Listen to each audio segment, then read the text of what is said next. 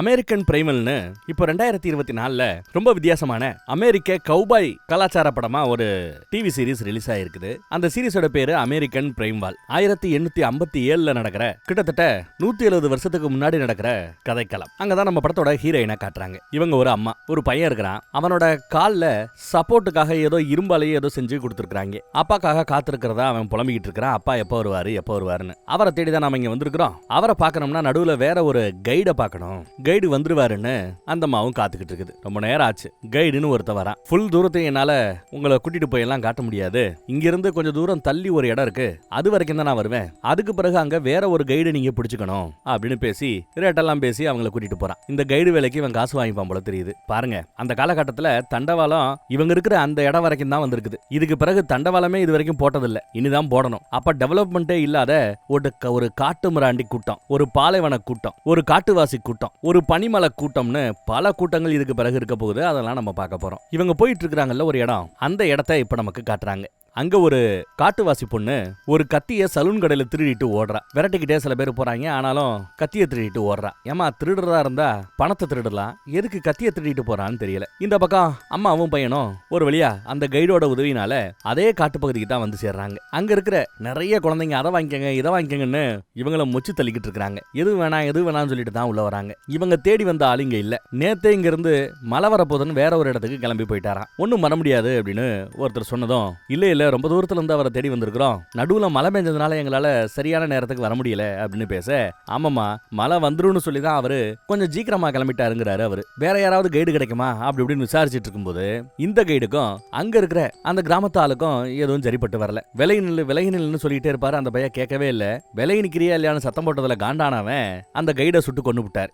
என்னடா அசால்ட்டா கோவப்பட்டு கொண்டு புடுறீங்க அப்படிங்கிறாப்லதான் இருக்குது. அங்க இருக்கிற யாருமே அதை பெருசா செட்ட செய்யவே இல்லை, கண்டுக்கவே இல்லை. சரி, கொண்டு போட்ட, இனிமே இப்படி பண்ணாதன்னு அந்த தாடிக்காரரை திட்டிவிட்டு பாடியை மேல தொங்க விட்டுருங்கிறாப்ல. இந்த அம்மா பதறுது. தாடிக்காரர் உள்ள கூப்பிடுறாரு. என்னம்மா பிரச்சனைன்னு விசாரிக்கிறார். என் புருஷனை தேடிதான் நாங்க வந்திருக்கிறோம், எவ்வளவு செலவானாலும் பரவாயில்ல, அங்க கூட்டிட்டு போக முடியுமா அப்படின்னு விசாரிக்க, அவர் தரையில மேப் போட்டு கொடுக்குறாரு. இங்க நாம இருக்கிறோம், இங்கதான் நீ போய் சேரணும். நடுவுல முழுக்க ஒரே மலை காடு. இந்த பகுதியில திருடங்க இருக்காங்க, கொள்ளக்காரங்க இருக்கிறாங்க. ரெண்டு குரூப்புக்கு நடுவுல ஒரு பெரிய யுத்தமே நடந்துகிட்டு இருக்குது.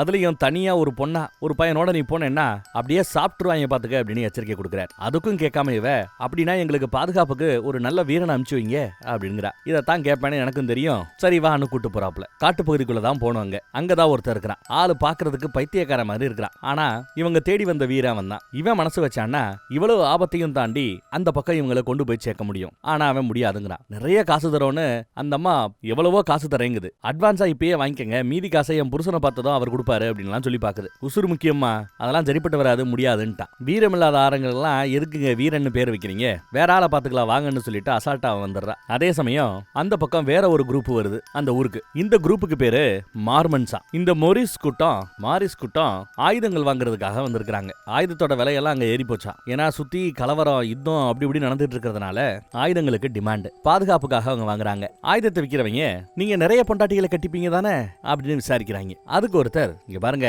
நானும் இவளும் இப்பதான் புதுசா கல்யாணம் பண்ணுவோம். பின்னாடி இருக்கிற 3 பேர்ல 2 பேரு என் பிரதரோட பொண்டாட்டிங்க. 3ஆவது இருக்கிற இன்னொருத்தி மட்டும் இன்னும் கல்யாணம் பண்ணிக்கலையா, நிச்சயார்த்தம் கூட நடக்கலையா எடுத்து சொல்றாரு. நம்ம ஹீரோயின் போக நினைக்கிற அந்த பக்கம் தான் இவங்களும் போகணும் போல. ஆனா கூட்டமா போறது நல்லது. எவ்வளவு கூட்டம் அதிகமா இருக்கோ அந்த கூட்டத்தை பார்த்துட்டு உங்க மேல தாக்குதல் நடத்தாம விடுறதுக்கு வாய்ப்பு இருக்குங்கிறாப்ல அவங்க சொல்லி அனுப்புறானுங்க. இந்த பக்கம் அம்மாவும் பொண்ணு வந்தாங்களா, இந்த மாரிஸ் கூட்டம் அந்த பக்கம் தான் போக போகுதுங்கிறத தெரிஞ்சுக்கிட்டு எங்களையும் கூட்டிட்டு போங்க அப்படின்னு வந்து நிக்கிறாங்க. இல்ல நாங்க ஏற்கனவே வரோம்னு சொல்லி இருக்கிறேன், இத்தனை பேருக்கு வருவேன், இன்னாருக்கு இவ்வளவு ரூபான்னு ஆல்ரெடி பிக்ஸ் பண்ணி இருக்கிறோம். ஏன்னா இதுக்கு பிறகு ஒரு இடத்துக்கு போகணும், அங்க கொஞ்சம் பணம் கட்டணும், அந்த எல்லையை தாண்டறதுக்கு. இதெல்லாம் நிறைய இருக்குமான்னு சொல்ல, எங்க கிட்ட பணம் இருக்கு, குதிரைங்க இருக்கு, வேண்டிய பொருட்கள் இருக்குது, என் பையன் உங்களுக்கு உதவியா இருப்பான், எங்களையும் கூட்டிட்டு போங்க, உங்களுக்கு நாங்க பாரமா இருக்க மாட்டோம்னு எவ்வளவோ பேசி கன்வின்ஸ் பண்றாங்க. ஊனமான பையனை கூட்டிட்டு போக முடியாதுன்னு இவர் சொல்லுவார், புதுமாப்பிள்ள. அந்த பையன் இல்ல நான் ஊனமெல்லாம் கிடையாது, பாருங்க என்ன அந்த பெட்டியை தூக்கி காட்டுறான், சரி உதவியா இருப்பான்னு அவரும் சரின்னு ஒத்துக்கிறார். அவ்வளவு ஈஸியா ஒத்துக்கல, புது பொண்ணு தான் பாவங்க அப்படி இப்படின்னு ஏதோ பேசி கன்வின்ஸ் பண்ணிருப்பா. அவரும் ஒத்துக்கிட்டு இருப்பார். நீங்க தான் கன்வின்ஸ் பண்ணீங்க, தேங்க்ஸ்னு நம்ம ஹீரோயின் சொல்ல, தேங்க்ஸ் எல்லாம் வேணாம், நான் சொல்லி ஒன்னும் ஒத்துக்கல, ஏதோ நீங்க உதவியா இருப்பீங்கன்னு நினைச்சுக்கிட்டு தான் மாப்பிள்ள ஒத்துக்கிட்டு இருக்கிறாப்லன்னு பொண்ணு சொல்லுது. இதையெல்லாம் அங்க இருக்கிற சில பேர் பாத்துக்கிட்டு இருக்காங்க அந்த ஏரியாக்காரங்க. சரி தூங்குங்க, காலையில விடிஞ்சதும் போகலாம் அப்படின்னு பேசியாச்சு. அதே ஊர்ல ஒரு டென்ட்டுக்குள்ள சரக்கடிச்சிட்டு நல்லா மலமாட மாதிரி ஒருத்தன் வரான். ஜெய்ஜாண்டிக்கா இருக்கிறான். கதை நடக்கிற இந்த காலகட்டத்துல தனியா ஒரு பொண்ணு இருக்காங்கனால அது மிகப்பெரிய விஷயம். ஆபத்து அதிகம், அவங்களால சர்வே பண்ண முடியாது. தங்களோட பாதுகாப்புக்காகவே கல்யாணம் பண்ணிப்பாங்க, புருஷனை வச்சுப்பாங்க. அப்படித்தான் இங்க ஒருத்தி தான் பொண்ணு தனக்கு பாதுகாப்பு வேணும்னு அங்க இருக்கிற ஒருத்தரை கல்யாணம் கட்டிட்டு இருந்திருக்கு. ஆனா அவன் அம்மாவை விட்டு பொண்ணு மேல பாயிறான். வேண்டான்னு இந்த அம்மா புலம்பும். ஆனா அவன் கேட்க மாட்டேங்கிறான். சத்தம் போட்ட கொன்னுடுவேன்னு மிரட்டிட்டு அந்த பொண்ணு மேல பாயிறான். அவளும் முடிஞ்ச அளவு தடுக்க பாக்குறா. அவன் இறங்கி வரலையே, மனசு வரலையே. தலவானுக்கடியில சலூன் கடையில இருந்து திருடிட்டு வந்தால ஒண்ணு, அந்த கத்தி எடுத்து சும்மா சதக்கு குத்தி கொண்டு போட்டா.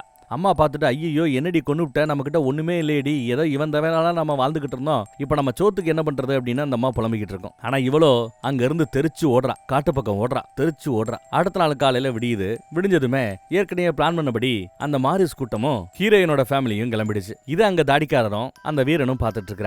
வீரன் என்ன சொல்றான்னா, அவங்களுக்கு நடக்க போறது தெரியாம இப்படி போய்கிட்டு இருக்காங்களே, ஆபத்து புரிய மாட்டேங்குதே அப்படின்னு புலம்புறார். இங்க பாருப்பா, நீ அந்த பக்கம் நாளை பண்ண போற வர அப்படின்னா ஒரு காலம் அவங்களுக்கு ஏதாவது ஆச்சு, அவங்க பணத்தை எங்கேயாவது பார்த்தேன்னா தயவுசெய்து என்கிட்ட வந்து இந்த மாதிரி பணத்தை பார்த்தேன் வச்சேன், அவங்களுக்கு இவ்வளவு கோரமான சாவு அப்படின்னு எல்லாம் தயவுசெய்து என்கிட்ட சொல்லாத, என் மனசு தாங்காது அப்படின்ட்டு தாடிக்காரர் போறார். இவங்களும் வண்டி கட்டி போயிட்டே இருக்கிறாங்க. அப்படி போய்கிட்டு இருக்கும்போது, குளிருது, ஒரு போர்வை எடுத்து கொடு அப்படின்னு ஹீரோயின் கேட்க பையன் சரின்னு உள்ள போவான். உள்ள பார்த்தா அந்த வண்டிக்குள்ளதான் கொலை பண்ண அந்த பொண்ணு ஒளிஞ்சிட்டு இருக்கா, கையில கத்தியோட. இவன் யாருன்னு விசாரிப்பான். அவ பயந்துகிட்டு இருக்கா, பதட்டத்துல ஒளிஞ்சுகிட்டு இருக்கிறாங்கிறத புரிஞ்சுக்கிட்டு போர்வையெல்லாம் அவ மேல போட்டு இங்கேயே ஒளிஞ்சுக்கொன்னு அவளை ஒளிஞ்சிக்க விட்டு போர்வை எடுத்து போய் அம்மாட்ட கொடுக்குறான். அப்போ ஒரு மாதிரி சிரிப்பான். என்னடா ஒரு மாதிரி சிரிக்கிற, என்னடா மேட்டர் அப்படின்னு கேட்டா ஒண்ணும் இல்லையே அப்படிங்கிறான். இவங்க போற இடத்துல வேற ஒரு குரூப் இருக்குது. இவங்க வண்டியை பார்த்ததும் ஒருத்தர், வர வேண்டியதான் நம்ம ஆட்கள் தான், வண்டிக்கு இவ்வளவு ரூபான்னு மறக்காம வசூல் பண்ணிடுன்னு டோல்கேட் மாதிரி போல வசூலை பத்தி பேசிட்டு இருக்காங்க. அதே சமயம் நம்ம ஹீரோயின் ஏற்கனவே கடந்து வந்தாங்க இல்லையா, அங்க தாடிக்கார இருந்தார்ல,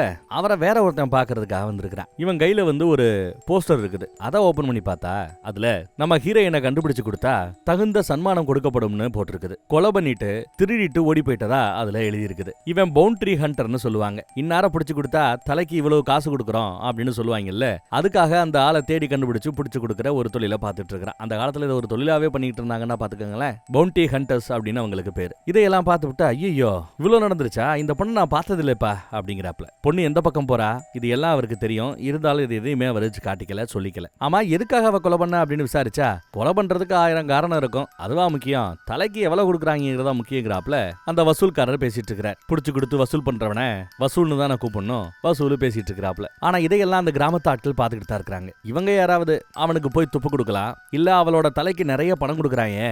கொலை செய்யப்பட்டவரோட குடும்பம் ஒரு பெரிய பணக்கார குடும்பமா, எவ்வளவு கேட்டாலும் கொடுக்குறோங்க இருக்காங்க போல. சோ பணம் கிடைக்கும் அப்படின்ட்டு இவங்க ஏதாவது அந்த பொண்ணை ஏதாவது செஞ்சா உண்டு, இல்ல அந்த வசூல் கிட்ட போய் துப்பு கொடுத்தாலும் உண்டு. இதுல எது நடக்கும்னு தெரியல. அந்த பக்கம் டோல்கேட் ஏரியா பக்கம் வேற ஒரு குரூப் வருது. ஆயுதத்தோட நிறைய பேர் வரானுங்க. பின்னாடி ஒரு செவ்விந்தியன் வேற இருக்கிறான். இவங்க என்ன சொல்றாங்கன்னா, இந்த ஏரியா கவர்னரோட ஆளுமைக்கு உட்பட்டதுன்னும், இந்த ஏரியால வந்து நீங்க ஸ்டே பண்ணி இருக்கிறீங்க, இதுக்கு நீங்க கவர்னர் கிட்ட பர்மிட் வாங்கணும் அப்படின்னும், இல்லனா உடனே காலி பண்ணுங்கன்னு சிலர் வந்து சொல்றாங்க. யார் வங்க? கவர்னரோட ஆட்கள். மோரிஸ் சொல்லிட்டு இருந்தல்ல, அதோட சரியான ப்ரொனன்சியேஷன் மோர்பனா. இவங்களும் அதே மோர்மனை சேர்ந்தவங்க தான். மோர்வன் வம்சாவளி. கதை நடக்கிறது 800கள்ங்கிறதுனால ஒவ்வொருத்தரும் நிலத்துக்காக போட்டி போடுவான். நில ஆக்கிரமிப்பு, சண்டை போட்டு யுத்தம் பண்ணி நிலத்தை பறிக்கிறது, இதெல்லாம் ரொம்ப ஜோரா நடந்துகிட்டு இருந்த காலகட்டம். வந்தவங்க என்ன சொல்றாங்கன்னா, மோர்மன்ஸ் ஆனா எங்களோட இடத்தை விட்டு அடிச்சு துரத்தி உங்களுக்கான நிலத்தை நீங்க சம்பாதிங்கன்னு விரட்டி விட்டீங்க, ஆனா சொல்ல போனா எங்களோட நிலத்துல தான் நீங்க நிக்கிறீங்கன்னு அவங்க வந்து பிரச்சனை பண்றானுங்க.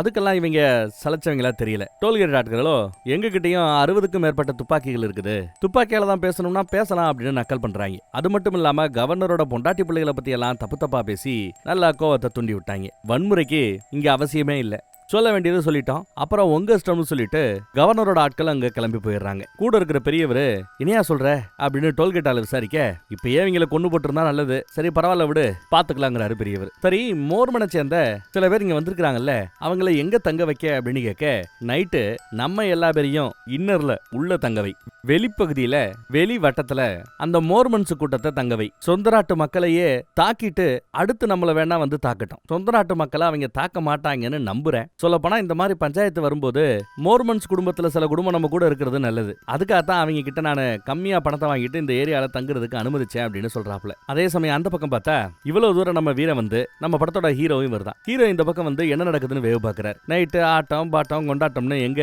டோல்கேட் ஏரியா பக்கம் நம்ம ஆட்கள் எல்லாம் அப்படியே பரபரப்பா அவங்க அவங்க இங்க வேலையை பார்த்துக்கிட்டு இருக்க திடீர்னு எங்க இருந்தோ அம்பு மலை பொழியுது. சரசர சரசரடா அம்புகளா பாயுது. கண்ணா பின்னான்னு பாஞ்சுக்கிட்டு இருக்குது. பல பேர் செத்துக்கிட்டு இருக்காங்க. அம்மாவும் பையனும் என்ன பண்ணணும் தெரியாம அங்கே எங்கேயும் ஓடிக்கிட்டு இருப்பாங்க. அவங்க எங்கெல்லாம் ஓடுறாங்களோ அந்த பக்கமெல்லாம் இன்னும் அம்பு மலை பொழிஞ்சுக்கிட்டு இருக்குது. இது பத்தாதுன்னு துப்பாக்கி சண்டை வேற. ஒரு வண்டிக்கடியில போய் ஒளிஞ்சுக்கிட்டாங்க. இந்த பக்கம் இவங்களை இந்த மாரிஸ் கூட்டத்துல ஒருத்தன் கூட்டிட்டு போறேன்னு சொல்லியிருந்தான் இல்லையா, அந்தால ஒருத்தன் அடிச்சு தள்ளி அவரையும் கொண்டு போட்டுட்டான். செத்துட்டாரா என்னன்னு தெரியல. நெத்திக்கு மேல கபாலத்தையே ஒருத்தன் அறுத்து எடுக்கிறான். எப்பா பார்க்க முடியலப்பா, சென்சார் பண்ணுங்கப்பா. உயிரோட இருக்கானா செத்துட்டானு தெரியல இந்த புது மாப்பிள்ள. இங்க நம்ம ஹீரோயின் ஒரு வண்டிக்கு கீழே ஒளிஞ்சுக்கிட்டு இருந்தாங்கல்ல, அந்த பக்கம் ஒரு காலமாடு படு வேகமா வந்து அந்த வண்டியை அப்படியே இடிச்சதுல வண்டி ரெண்டா பொளந்துருச்சு. நல்ல வேலை அதுக்கு கீழே இருந்தவங்களுக்கு பெருசா அடிபடல.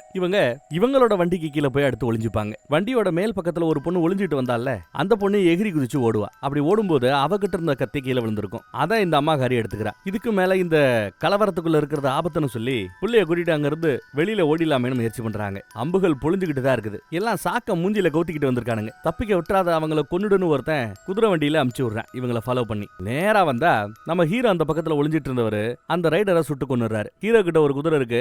இப்போ ஒரு குதிரை கிடைச்சிருக்கு. 2 குதிரையிலையும் அவங்க அங்க இருந்து தப்பிச்சு போறாங்க. இதை பார்த்தவனுங்க அவங்க தப்பிச்சு போக கூடாது, பிடிங்கன்னு சத்தம் போட்டுட்டு வண்டியில படு வேகமா வெட்டிக்கிட்டு வராங்க. நம்ம ஆட்கள் படு வேகமா முன்னோக்கி போனவங்க ஒரு புதருக்கு மத்தியில குதிரையோட ஒளிஞ்சுக்கிறாங்க. சத்தம் போடாம இருங்க அப்படின்னு சொல்லிட்டு அப்படின்னு குதிரையையும் சுத்தி இருக்கிற ஆட்களையும் அமைதிப்படுத்த புதருக்குள்ள இவங்க ஒளிஞ்சிட்டு இருக்கிறது தெரியாம குரூப் அந்த பக்கம் போயிடுச்சு. இவங்க ஒரு வழியா தப்பிச்சிட்டாங்க. இவங்க வேற ரூட் எடுத்து கிளம்புறாங்க. யுத்த பூமியில பார்த்தா மிச்ச மீதி உயிரோட இருக்கிறவங்கள சுட்டு தள்ளுறானுங்க. மோர்மன்ஸ் குடும்பத்துல சில பெண்கள் மிச்சம் இருக்கிறாங்கல்ல, அவங்கள பிணை கைதியா பிடிச்சு வச்சிருக்காங்க. அங்க ஒரு ஆளு வந்து, சார் அவங்கள எங்க தேடியும் கிடைக்கல, இருந்த தடம் கூட இல்ல அப்படிங்கிறாப்ல வந்து பேசுவான். எப்படி பணம் வந்து எடுக்கிட்டு இருக்கிற ஆட்கள் காத்துல கரைஞ்சா போயிட்டாங்க அப்படின்னு கேட்கிறாரு அவரு லீடர். எவ்வளவு பணம் வேணாலும் தர்றேன், அவங்கள பிடிச்சே ஆகணுங்கிறாப்ல. யார?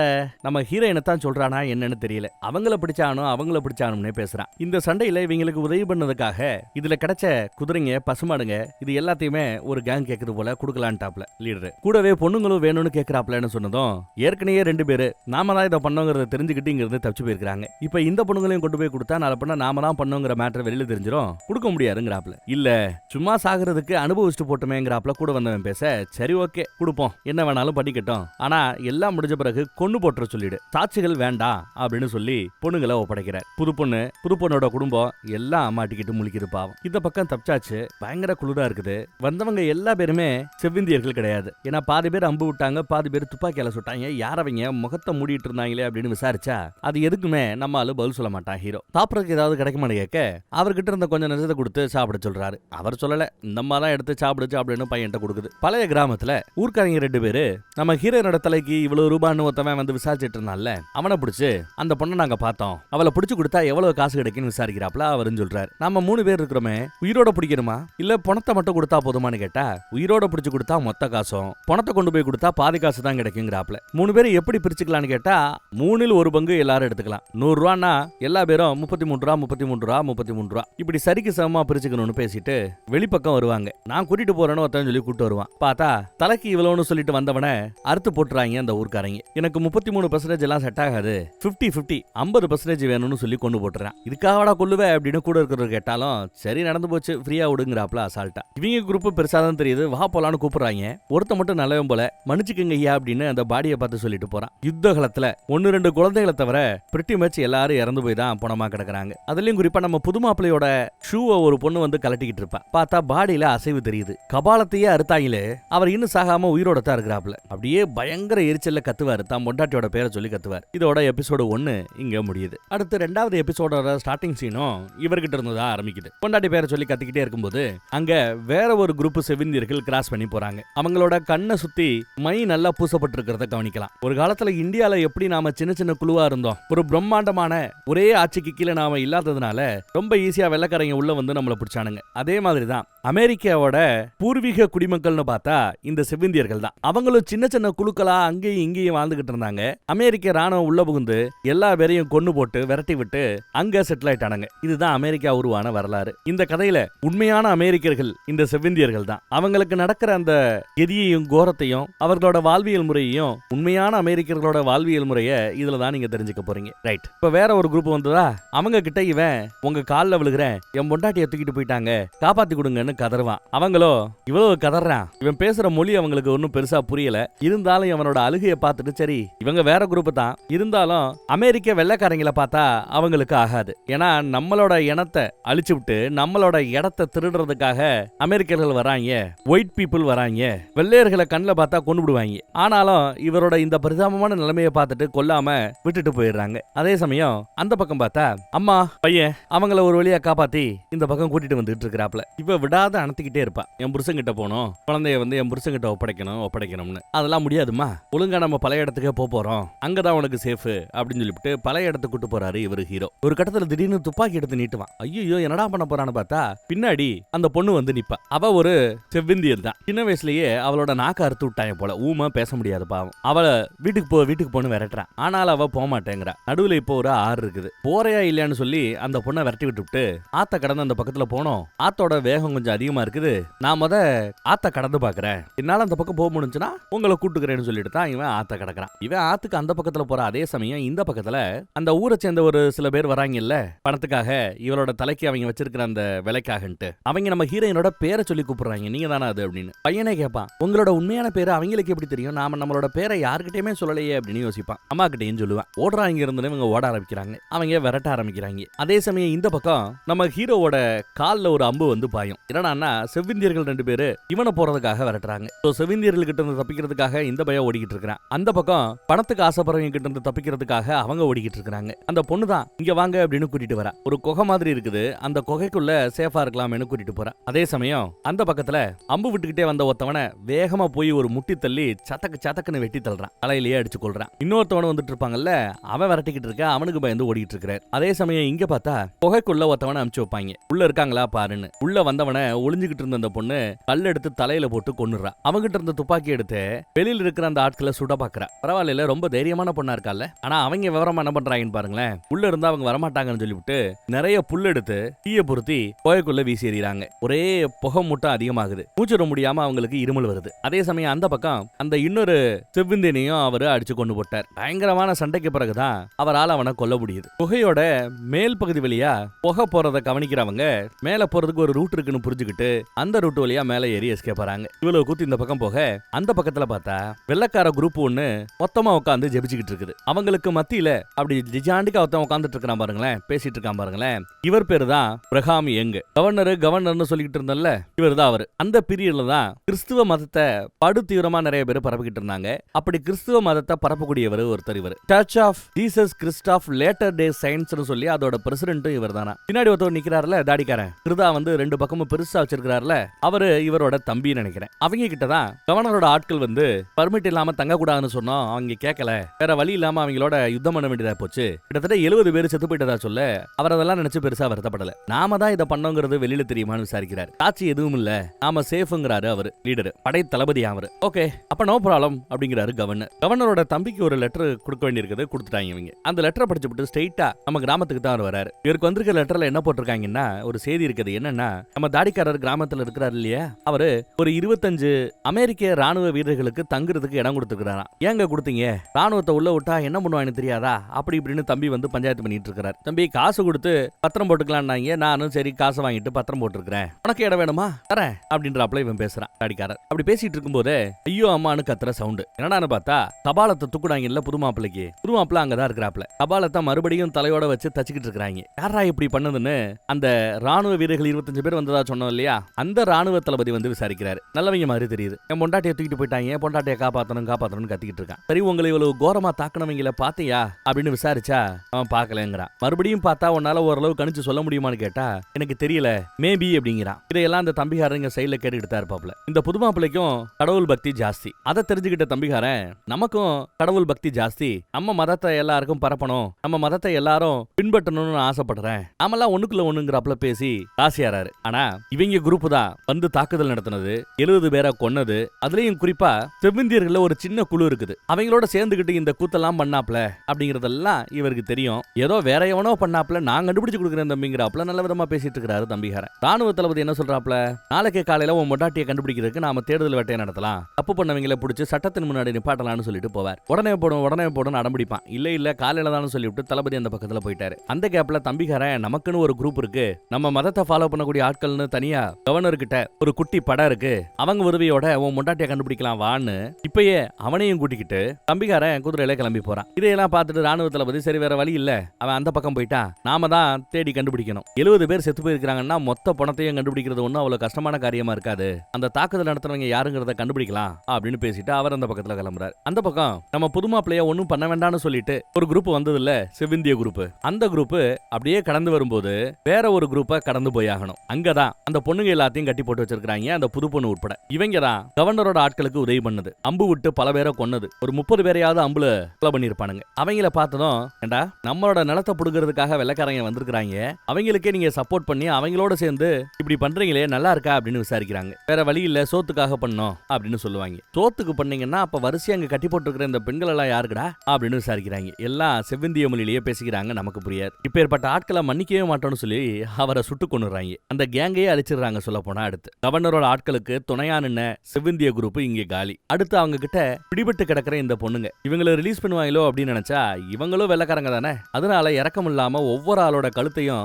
ஒருத்த இறங்கி அறுத்து போட்டு வந்துகிட்டே இருக்கிறான். கடைசியா ஒரு பொண்ணு இருக்கிறாள், அதுதான் அந்த புது பொண்ணு. மரணத்தை கண்டு பயப்படாதவ, ரொம்ப தைரியமான பொண்ணு, அதனாலதான் சாகணும்னு முடிவாய் போச்சு, பயப்படாம கழுத்தை நீட்டுறா, அறுத்துக்கடா அப்படின்ட்டு. இதை பார்த்த அந்த குரூப்ல இருக்க லீடரு ரொம்ப தைரியமான பொண்ணா இருக்காப்லையே அப்படின்னு சொல்லி அவளோட கை கட்ட அறுத்து விட்டு அவளை தன்னோட குதிரையில ஏத்திக்கிட்டு அவரு அந்த பொண்ணை கூட்டிட்டு கிளம்புறாரு. தப்பிச்ச நம்ம ஹீரோயினோட குரூப் கொஞ்சோண்டு புகைய மூட்டி நெருப்புல குளிர் காஞ்சிட்டு இருக்காங்க, ஏன்னா அந்த பையனால குளிர தாங்க முடியல. அதுக்குள்ள அந்த புது பொண்ணை கொண்டு போய் அவங்களோட இடத்துல ஒரு மரத்துல கட்டி போட்டாங்க. ஒரு பொண்ணு தான் கட்டி போட்டு வைக்கிறா. இந்த பக்கம் நம்ம தம்பிகாரன் கூட புது மாப்பிள்ள வந்து சேர்றாரு. கவர்னரோட படம் அங்க இருக்குது. இவங்க தான் அவ்வளவு பேரை கொன்னது. ஆனாலும் தம்பிகாரன் இந்த மாதிரி ஆயிப்போச்சு, யாரோ சில பேர் மலைவாழ் மக்கள் நினைக்கிறேன், செவ்விந்தியர்கள் நினைக்கிறேன், இவரோட பொண்டாட்டியை கடத்திட்டு போயிட்டாங்க, 70 பேரை கொண்டு போட்டாங்க, கண்டுபிடிச்சு கொடுக்குறேன் அப்படின்னு சொல்லிட்டு வந்திருக்கிறதா பேச, உடனே நம்ம படைத்தளபதி நாங்க இருக்கிறோம், நாங்க காப்பாத்துறோம் அப்படின்னு கையெல்லாம் கொடுக்குறேன். அப்ப தளபதி இந்த பக்கத்துல வான்னு கூடாரத்துக்குள்ள கூட்டு போனதும் பொலிர்னு ஒரு அறை, தாச்சியே இல்லைன்னு இவன் பொண்டாட்டியை காணோம். இது போக இன்னும் சில பேரு அந்த தாக்கத்துல இருந்து தப்பிச்சு போயிருக்கிறதா கேள்விப்பட்டேன், நம்ம மேட்ரை வெளியில வந்துச்சு அவ்வளவுதான் பாத்துக்கன்னு மிரட்டுறாரு. சரி இவனை அறுத்து போட்டுட்டோம்னு விசாரிக்க, வேண்டாம் நம்மள மாதிரியே ரொம்ப பக்தியோட இருக்கிறான், நீங்க தான் இதெல்லாம் பண்ணதுங்கிறது அவனுக்கு தெரியாது, அவனுக்கு சந்தேகம் வராத வர அவனை உயிரோட வச்சுக்கலாம் அப்படின்னு சொல்லிட்டாப்ல. அந்த பக்கம் புகை போட்டாங்க இல்ல, அந்த புகையை பார்த்து அவங்க தூங்கிட்டு இருக்கிற அந்த இடத்துக்கு நம்ம ஹீரோ வந்து சேர்ந்துட்டாரு. புகையை அணைங்கன்னு புகையை அணைக்கிறாரு, ஏன்னா மித்தவங்க யாராவது பார்த்து இங்க வந்துட்டாங்கன்னா இவன் வந்தாப்ல வாங்க கிளம்பலான்னு அவங்கள கூட்டிட்டு கிளம்புறாப்ல. அப்படி போகும்போது அவனோட கால்ல இருக்கிற அந்த இரும்பு கிறுக்குன்னு சவுண்டு கொடுத்துக்கிட்டே இருக்கும். இந்த சத்தம் மத்தவங்களுக்கும் கேட்கணும் சொல்லி அதை அவுத்து போட்டு விட்டுறாரு. ஆனா அம்மா இல்ல இதை போட்டுக்கணும்னு சொல்லும் போது பையன் இல்லம்மா எனக்கு இது தேவையில்லைதான், நான் ஒன்னும் ஊனம் கிடையாதுன்னு சொல்லிட்டு அது இல்லாமையே நடக்க ஆரம்பிக்கிறான் பையனும். அதே சமயம் அந்த பக்கம் பொண்டாட்டியை தேடி போன நம்ம புதுமாப்பிள்ள அந்த பொண்ணுங்களை வரிசையா கட்டி போட்டு அறுத்து விட்டாங்கல்ல, அந்த இடத்துக்கு வந்து சேர்றாங்க. அங்க இருக்கிற மலைவாழ் மக்கள் அந்த செவிந்தியர்கள் நிறைய பேர் இறந்து போய் கிடக்குறாங்க, இவங்க கழுத்து அறுபட்டு கிடக்குறாங்க, எல்லாம் இவன் குடும்பத்து ஆட்கள் தான். அண்ணன் பொண்டாட்டி 2 பேர் அதுல இருக்காங்க. அதுல ஒரே ஒரு கயிறு மட்டும் அறுக்கப்பட்டு இருக்குது. அதை பார்த்ததும் ஏன் பொண்டாட்டி இங்க தான் இருந்திருக்கணும், கழுத்து அறுத்து போட்டு இருந்தாங்கன்னா பணம் இங்க விழுந்திருக்கணும், ஆனா கயிறு அருந்து இருக்குது, கழுத்துக்கு பதிலா கயிறு அருந்து இருக்குது, அப்ப என் பொண்டாட்டியை கடத்திட்டு போயிருக்காங்க அப்படின்னு கரெக்டா நம்ம புதுமாப்பிள்ள சொல்றாரு. அதே சமயம் இங்க ஒருத்த உயிரோட இருக்கிறான சவுண்டு என்னடான்னு பார்த்தா குத்துயிரும் கொலையுருமா அந்த குரூப்ல ஒருத்தன் கிடக்குறான். அவங்க கிட்ட போய் இங்க இருந்து ஒரு பொண்ணை கூட்டு போனாங்களா, யாரு கூட்டு போனா அப்படின்னு விசாரிக்க, ஆமா ஒரு பொண்ணை மட்டும் கூட்டிட்டு போனாங்க. அந்த செவிந்திய குரூப்புக்கு பேரு வோல்ஃப் குரூப்பா. ஓனாய் கூட்டம்னு அவங்க தன்னைத்தானே சொல்லிப்பாங்க போல தெரியுது. எங்களை தாக்குதல் நடத்துறது யாரு சொல்லுன்னு விசாரிக்கும் போது அப்பனு படத்துல எடுத்து துப்பாக்கியால சுட்டு அவனை கொண்டு போட்டுறாரு. அப்ப நிறைய டீடைல் விசாரிச்சிருக்கலாம்ல, அவசரப்பட்டு கொண்டு போட்டியான்னு கேட்டா, மரண வேதனையில தவிச்சுக்கிட்டு இருக்கிறவங்க கிட்ட போய் நாம விசாரிக்கிறது பாவம், அதான் சொல்லிட்டான்ல ஓனாய் கூட்டத்துக்கிட்ட தான் உன் முண்டாட்டி இருக்குன்ட்டு, பாத்துக்கலாம் விடு அப்படின்னு பேசுறாரு அவரு. அவன் அந்த பக்கம் போன பிறகு அவ ஒரு கால் உயிரோட இருந்தா நம்ம எல்லாருக்கும் சமாதி கட்டிடுவா, அவ செத்து இருக்கணும் இல்ல சாகடிக்கணும்னு சொல்லிட்டு இவங்க கிளம்புறாங்க. அடப்பாவிகளா. அதே சமயம் அந்த பக்கத்துல மரத்துல கட்டி போட்டு இருந்த அந்த பொண்ணுக்கு சாப்பாடு கொடுத்து சாப்பிடறதுக்காக கயத்தை ஊத்து விட்டா குடுகுடுன்னு காட்டு பக்கத்துல ஓடுறாங்க. ஓடுறவள இந்த காட்டுவாசி பொண்ணு விடுவாளா, விரட்டி போய் புடிச்சு தரன்னு இழுத்து கொண்டு வந்து மறுபடியும் கட்டி போட்டா. அதே சமயம் அங்கிட்டு 70 பேர் செத்து போயிருக்காங்கன்னா அந்த பணத்தை கண்டுபிடிக்கிறது அவ்வளவு கஷ்டம் இருக்காதுன்னு சொல்லிட்டு வந்தாங்க இல்லையா அமெரிக்க ராணுவ வீரர்கள், அவங்க இந்த யுத்தகலத்துக்கு வந்துட்டாங்க. செத்து போய் கிடக்கிற பல பேரோட பாடிய பத்திரமா வண்டியில ஏத்துறாங்க. முறப்படி எல்லாருக்கும் அடக்க செய்வாங்க போல தெரியுது. ராணுவ வீரர்களுக்கு உதவி செய்யணும்னு செவிந்தியர்கள் ஒருத்தர் டிரான்ஸ்லேட்டர் அவங்க கூடயே வேலை பார்க்கறாப்ல. நிறைய இங்க அம்புகள் கிடக்குது, அதனால பழங்குடியினர்களோட தாக்குதலா இது இருக்குமோன்னு சில பேர் நினைக்கிறாங்க. ஆனா படை தளபதியோ இல்ல இது எனக்கு என்னமோ என்னமோ அந்த கவர்னரோட ஆட்கள் சொந்த நாட்டு ஆட்களே இதை பண்ணாப்ல தெரியுதுங்கிறாப்ல பேசுவார். ஆனா இதுக்கு சாட்சி இல்லையேன்னு கூட வந்தவன் சொல்றான். அங்க இந்த முகமுடியை போட்டு சாக்கு எடுத்து தலையில மாட்டிக்கிட்டு தானே இந்த தாக்குதல் நடத்தினாங்க. அதை எடுத்து பாத்துக்க, செவ்விந்தியர்கள் சண்டை போட்டா முகத்தை காமிச்சுக்கிட்டு சண்டை போடுவாங்க. இப்படி முக்காடு போட்டெல்லாம் சண்டை போட மாட்டாங்க. இதை பண்றது கண்டிப்பா வேற ஒரு குரூப் தான். இந்த மார்மன்ஸ்ல யாராவது ஒரு குரூப் இதை பண்ணிருக்கலாங்கிறாப்ல நினைக்கிறார். ஆனா இவங்க கிட்ட ஆட்சியம்னு ஆதாரம்னு எதுவும் இல்ல. அதைத்தான் அடுத்து இவங்க கண்டுபிடிக்கணும். அடுத்து பார்த்தா 2 கரடி எல்லாத்தையும் அசால்ட்டா வேட்டையாடி தூக்குல ஏத்துறாப்ல ஏத்தி இந்த கோட்டெல்லாம் செய்யற வேலையை பார்த்துட்டு இருக்காங்க ஒரு குரூப். மசிக்கிட்டு வேற இருக்காங்க. அந்த குரூப் கிட்ட குதிரை கேட்டோம்னா குதிரையை எடுத்துட்டு கொஞ்சம் சீக்கிரம் ஊடு போய் சேரலாம், குதிரை வாங்குறதுக்கு காசு வேணும், எவ்வளவு காசு இருக்குன்னு கேட்டா அவ ஒரு $100 இருக்குங்கிறா. அந்த காலத்துல $100ங்கிறது பெரிய பணம். மொத்தத்தையும் கூடுன்னு கேட்கறான். மொத்த பணமும் வேணுமா அப்படின்னு அவ கேப்பா. ஆமல் குடு அப்படின்னு $100 சொன்ன மொத்த பணத்தை எடுத்துக்கிட்டு அவன் கிளம்புறான். இவளுக்கு நிக்க முடியல, பொறுக்க மாட்டேங்குது. இங்கதான் இருக்கணும், வரக்கூடாதுன்னு சொல்லிட்டு தான் போவான். கீழே வந்து இவரு அங்க இருக்கவங்கிட்ட யாரு தலைவர்னு விசாரிச்சு 3 குதிரை வேணும், $100 பணம் இருக்கு, குதிரையை கொடுன்னு பேசிட்டு இருக்கும் போதே ஓகே அங்க இருக்கிற ஒரு அம்மா கிட்ட விசாரிச்சு தான் இவன் சொல்லிக்கிட்டு இருக்கான். 3 குதிரை $100 ஓகேவான்னு கேட்க அந்த அம்மா ஓகேன்னு சொல்லிடுச்சு. கரெக்டா குதிரையை வாங்க வேண்டிய சமயத்துல மேல இருக்கிற அந்த பொண்ணு சும்மா இல்லாம அம்மா சும்மா இல்லாம விலை அதிகமா வித்துருவாங்க, நான் ரேட்டை குறைச்சு நெகோசியேட் பண்ணி கொடுக்குறேன்னு சொல்லிவிட்டு விறுவிறுன்னு இறங்கி வந்துடுறா. அவளை பார்த்ததும் இவங்க கொஞ்ச நேரத்துக்கு முன்னாடி தான் ஒரு குரூப் வந்துச்சு. ஒரு வெள்ளைக்கார பொண்ணு, ஒரு 10 வயசு பையனோட அம்மா. அவங்க சொன்ன அந்த சாயலோட நீங்க ஒத்து போறீங்க, உங்களுக்கு ஏதாவது 10 வயசுல குழந்தை இருக்குதா, தலைக்கு ஏகப்பட்ட பணம் தரேன்னெல்லாம் பேசிக்கிறாங்களே அப்படின்னு விசாரிக்க, இல்ல நான் தனியா தான் வந்தேன், எனக்கு பிள்ளையெல்லாம் கிடையாது இவ சொல்லி முடிக்கல.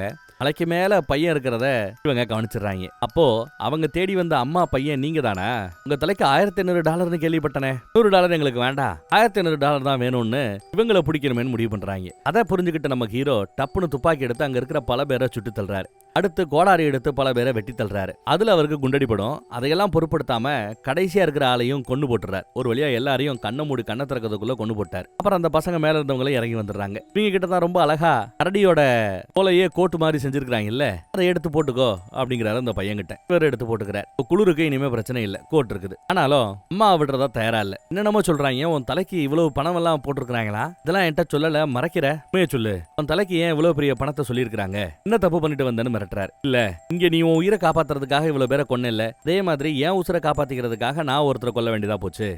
பெரிய கோடீஸ்வரன், அதனால என் தலைக்கு பெரிய அளவுல பணத்தை சொல்லியிருக்காங்க, இதான் நிஜம், என் மேல தப்பு இல்லைங்கிறாப்ல அந்த அம்மா பேசும். கூடவே இந்த அம்மா கிட்ட $100 தானே இருக்குன்னு சொன்னாங்க. ஆக்சுவலா இவங்க கிட்ட மொத்தம் $1600 இருக்கும். இந்த காலகட்டத்தில் அது மிகப்பெரிய பணம். 1000 பவுண்டு தங்க வாங்கலாம், அவ்வளவு பெரிய பணம். அது $100 கொடுத்தாங்களா, என் கையில இன்னும் ஒரு $1500 இருக்குது, நீ எடுத்துக்க, என் பிள்ளைய மட்டும் அவங்க அப்பா கிட்ட கொண்டு போய் சேர்த்துறேன், அப்புறம் நீ எங்க வேணாலும் என்ன எடுத்துட்டு போ, என் தலைக்கு எவ்வளவு கொடுத்தாலும் வாங்கிக்க, வீட்டுக்கு மட்டும் போக சொல்லாது, என் புருஷனை நோக்கி தான் போகணும், பிள்ளைய அவர்கிட்ட ஒப்படைக்கணும்னு கதறுது இந்த அம்மா. சரி இவனும் அந்த பணத்தை வாங்கிட்டு இங்க ஏகப்பட்ட குதிரை இருக்கு, ஆளுக்கு ஒரு குதிரையை எடுத்துக்கிட்டு கிளம்புறாங்க. இந்த பக்கம் கவர்னரோட படம் வந்து நிக்குது. வேற ஒரு இந்திய குரூப் கிட்ட போய் விசாரிக்கிறாங்க. இவரோட பொண்டாட்டியை நீங்க பாத்தீங்களா, நீங்க தாக்குதல் நடத்துனீங்களான்னு. நாங்க தாக்குதல் நடத்தல, நாங்க யாரையும் பார்க்கலன்னு அந்த குரூப் பேசும். ஆனா அந்த குரூப்ல ஒரு குழந்தை ஒரு துணியை வச்சு விளையாண்டுகிட்டு இருக்கும். அது தான் பொண்டாட்டியோட துணி. அதை பார்த்துவிட்டு பதறிக்கிட்டு இவன் ஓடி போய் அந்த துணியை பிடிங்கிட்டு இருப்பான். அதுல கொஞ்சம் நேரத்துல கலவரமாயிடும். இருந்தாலும் இங்கயாவது பணம் செத்து கிடந்தா இந்த பணத்துக்கு மேல போட்டிருக்கிற செருப்புல இருந்து டிரெஸ்ல இருந்து எல்லாத்தையும் அவுத்து கிடைக்கிறத வச்சு தான் இங்க வாழ்ந்துகிட்டு இருக்கிறோம். இந்த மாதிரி துணி இங்க வந்திருக்கும், எங்களுக்கு இதுக்கு சம்பந்தம் இல்லைன்னு அந்த டீம் கரெக்டா சொல்லிவிடுச்சு. அதான் நம்ம தளபதியும் சொல்லி அங்க இருந்து கிளம்புறாங்க. இந்த ஓனாய் குரூப்பை கவனிக்கணும், கண்டுபிடிக்கணும் அப்படின்னு சொல்லிட்டு கிளம்புறாங்க. இந்த பக்கம் இடுப்பு பக்கத்துல அவனுக்கு குண்டடி பட்டிருக்கும். அதோடய குதிரையில இவன் பயணப்பட்டு வந்துகிட்டே இருந்தவன் டீனு ஒரு கட்டத்துல அப்படியே குதிரையில இருந்து பொத்துரும் கீழே விழுவான். கீழே விழுந்து சறுக்கிட்டு போவான். பிடிச்சிருக்கிறாப்ல வேற தெரியல. முதல் வேலையா இந்த அம்மா என்ன பண்ணுதுன்னு பாருங்க, அந்த $1500 இருக்குல்ல, அந்த பணத்தை எடுத்து மறுபடியும் இந்த அம்மா வச்சுக்குது. அப்புறம் சரி தண்ணி எடுத்துட்டு வரேன்னு கீழே போய் தண்ணி எடுத்துட்டு திரும்பி பார்த்தா சுத்தி செவ்விந்திய மக்கள். புள்ளைய காப்பாத்தணுமே அங்க ஓடியாந்தா அங்கேயும் செவ்விந்திய மக்கள். இவங்களை எதுவும் பண்ணிடாதீங்கன்னு பதறுவா. இந்த குரூப் ரொம்ப நல்ல குரூப் மாதிரி தெரியுது. இப்ப நம்ம ஹீரோவா அவங்களுக்கு தெரிஞ்சிருக்குது. ஹீரோவை அழகா தூக்கி வண்டியில ஏத்தி அவங்க இடத்துக்கு கூட்டிட்டு போறாங்க. அதே சமயம் இந்த பக்கம் கட்டி போட்டுட்டு இருந்த அந்த புது பொண்ணோட கட்டை அவுத்து விட்டுட்டு இந்த தடவை சாப்பாடை கொடுக்க திகுண்டு அந்த பொண்ணு சாப்பிடுது. தப்பிச்சு ஓடணும்னு முயற்சி பண்ணல. 2 நாள் ஆயிப்போச்சு. அதுக்கு பிறகு நம்ம ஹீரோ கண்ண முழிக்கிறாரு. நிறைய ட்ரீட்மெண்ட் கொடுத்த பிறகு நம்மள பாருங்க எவ்வளவு காயம்ட்டு, பல தடவை செத்து பழச்சிருக்கடா நீ அப்படின்னு வைத்தியச்சி சொல்லும். இல்ல வந்து பார்த்தா ரொம்ப ஜாலியா சந்தோஷமா ஹீரோயினோட புள்ள இந்த பேச முடியாத இந்த பொண்ணுன்னு எல்லாரும் ஜாலியா விளையாண்டுட்டு இருக்காங்க. இந்த இடத்துல தான் நீங்க பிறந்தீங்க, இது உங்க சொந்த ஊர் அணிவை விசாரிக்கிறா. ஆமாங்கிறாரு அவரு. அப்ப அங்க ஒரு அம்மா இந்த பக்கத்துல பாக்கும், பூச்சிக்குள்ள கூப்பிடுது. இவரும் போறாரு. பேசுறத வச்சு பார்த்தா நம்ம ஹீரோவோட அம்மானு பேசுறான். அம்மாவா இல்ல இந்த குரூப்போட தலைவி, அதனால அம்மான்னு பாசமா கூப்பிடுறான்னு தெரியல. இல்ல மாதிரிதான் தெரியுது. ஏன்னா ரொம்ப பாசமா விசாரிக்கிறாங்க, அப்படியா பேசிட்டு இருக்காங்க. அந்த கேப்ல கேப்ல பார்த்தா யாரோ சில பேர் இங்க வரத இந்த குதிரை சத்தத்தை கேட்டுட்டு வெளியில வராங்க எல்லாரும். இது பார்த்தா நம்ம அமெரிக்க ராணுவம் தான் அங்க வந்திருக்குது. தாக்குதல் நடத்துனது நீங்க தானான்னு விசாரிக்கிறாங்க. அங்க இல்ல அப்படின்னு நம்ம ஆட்கள் எடுத்து சொல்லுவாங்க. ஆனா தாக்குதல் நடத்தினவங்க கிட்ட இந்த முகமூடி போடுற பழக்கம் இருக்குது. தலையில சிவப்பு கலர்ல அழகுக்காக அவங்க வச்சுக்கிற பழக்கம் இருக்குது போல. எல்லாம் யாரு பண்ணுவான்னு கேட்க இந்த குரூப்போட லீடர் அம்மா. இங்க குரூப்ல ஒருத்தர் தான் தான் புள்ளதான். நான் இப்போ அவனுக்குன்னு ஒரு தனி கூட்டத்தை கூட்டிட்டு தனியா வாழ்ந்துகிட்டு இருக்கிறான். அவன் எது பண்ணாலும் அதுக்கும் எங்க கூட்டத்துக்கும் சம்பந்தம் இல்லைன்னு சொல்லி விளைவிக்கிறாங்க. தான் நல்லதுன்னு சொல்லிட்டு இவரும் இங்க தாக்குதல் நடத்துனது யாரு என்னன்னு விசாரிக்கிறாரு. அப்ப நம்ம ஹீரோ வந்து தாக்குதல் நடத்துனது கவர்னரோட கூட்டம். என்ன நடந்தப்ப நான் அங்கதான் இருந்தேன், நான் இதெல்லாம் பார்த்தேன்னு சொன்னதும் அவருக்கு ரொம்ப திட்டவட்டமா தெரிஞ்சு போச்சு. அவ்வளவு பேரை கொன்னது கவர்மெண்ட்ஸ் தான் அப்படின்ட்டு அவங்க கிளம்பிடுறாங்க. முன்னாடியே நம்ம ஹீரோவும் கிளம்பணும். இதுதான் இங்க மானவாரியா இருக்குது. இந்த பொண்ணை பேசாம நீ இங்கேயே தங்கிக்க, அந்த ஊம பொண்ணை இங்கேயே தங்கிக்க அப்படின்னு சொல்லிட்டு தான் இவங்களை கூட்டிட்டு கிளம்புறாப்ல. நான் அவ சொல் பேச்சு கேட்காம குதிரையை எடுத்துக்கிட்டு பின்னாடியே ஃபாலோ பண்ணிட்டே வரா. உங்க கூட தான் போகணும்னு அவ முடிவு பண்ணிட்டா போல தெரியுது. இதோட 2வது எபிசோடு இங்க முடியுது. 3வது எபிசோடோட ஆரம்ப கட்டத்திலேயே அந்த புது பொண்ணை தான் காட்டுறாங்க. இந்த குரூப்போடயே சேர்ந்து வாழ்றாப்ல வாழ்ந்துகிட்டு இருக்கா. நான் ஒரு வாய்ப்பு கிடைக்கும் போது அங்க இருந்து எஸ்கேப் ஆனு தான் நினைக்கிறேன். பின்னாடியே லீடர் இருக்கான் ரெடியா சுப்புறான். கழுத்துல கிடக்கிற டாலரை அத்துறான். பின்னாடியே அந்த பொண்ணு வந்து வா இங்க அப்படின்னு கூட்டிட்டு போயிடுது. வச்சு பார்த்துக்கிட்டே இருக்கிறாரு தலைவர். அதே சமயம் அந்த பக்கத்துல பார்த்தா ஹீரோயினோட தலைக்கு இவ்வளவு பணம் போட்டிருக்காங்க, வச்சு கொடுத்தா இவ்வளவு காசு கிடைக்கும்னு விளம்பரம் இருக்குல்ல, அதை எடுத்துக்கிட்டு கிராமத்தாக்க இங்க வந்தாங்கல்ல, அவங்க இங்க வந்து நிக்கிறாங்க. இந்த மாதிரி ஒரு அம்மா 10 வயசுல ஒரு பையன் பாத்தீங்களான்னு விசாரிக்கிறாங்க. இதுவும் நம்ம படைத்தளபதி கிட்டயே இல்லையேங்கிறாரு அவரு.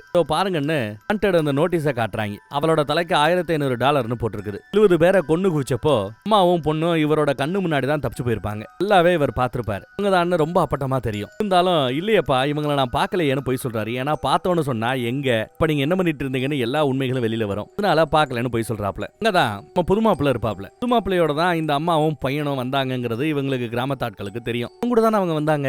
எங்கன்னு விசாரிக்க ஒரு வாரத்துக்கு முன்னாடி நடந்த அந்த தாக்குதல்ல 70 பேர் இறந்தாங்கல்ல, இந்த 2 பேரும் அதுல அடக்கம் இறந்துட்டாங்க அப்படிங்கிற அவன் தெரியாதனமா சொல்றான். ஐயோ ஒரு வாரம் ஆச்சா? இது தெரியாம ஒரு வாரமா வெட்டியா சுத்தி தெரிஞ்சமா?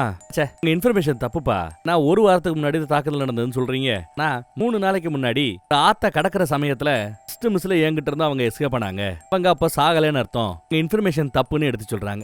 தளபதிக்கு ஷாக்கு. என்ன இந்த புது பொண்ணு தான் பிரச்சனை, அவளால உண்மை வெளியில வரும்னு பார்த்தா இப்ப இந்த அம்மா பையன் அவங்களும் சாகல, உயிரோட தான் இருக்கிறாங்க. அவங்க மூலமாவும் இந்த உண்மை வெளியில வரும் போலேன்னு வருத்தப்படுறாரு. அது மட்டும் இல்லாம அவங்க 2 பேர் கூட 3வதா இன்னொரு பொண்ணு இருந்தா அப்படின்னு இவன் சொல்லியிருப்பான். என் பொண்டாட்டியா பாத்தியா அப்படின்னு விசாரிக்கிறாரு மாப்பிள்ள. இல்ல உன் பொண்டாட்டியோட முகம் எனக்கு ஞாபகம் இல்ல, கூட ஒரு பொண்ணு இருக்கிறா, அது மட்டும் தெரியுங்கிறாரு இவரு.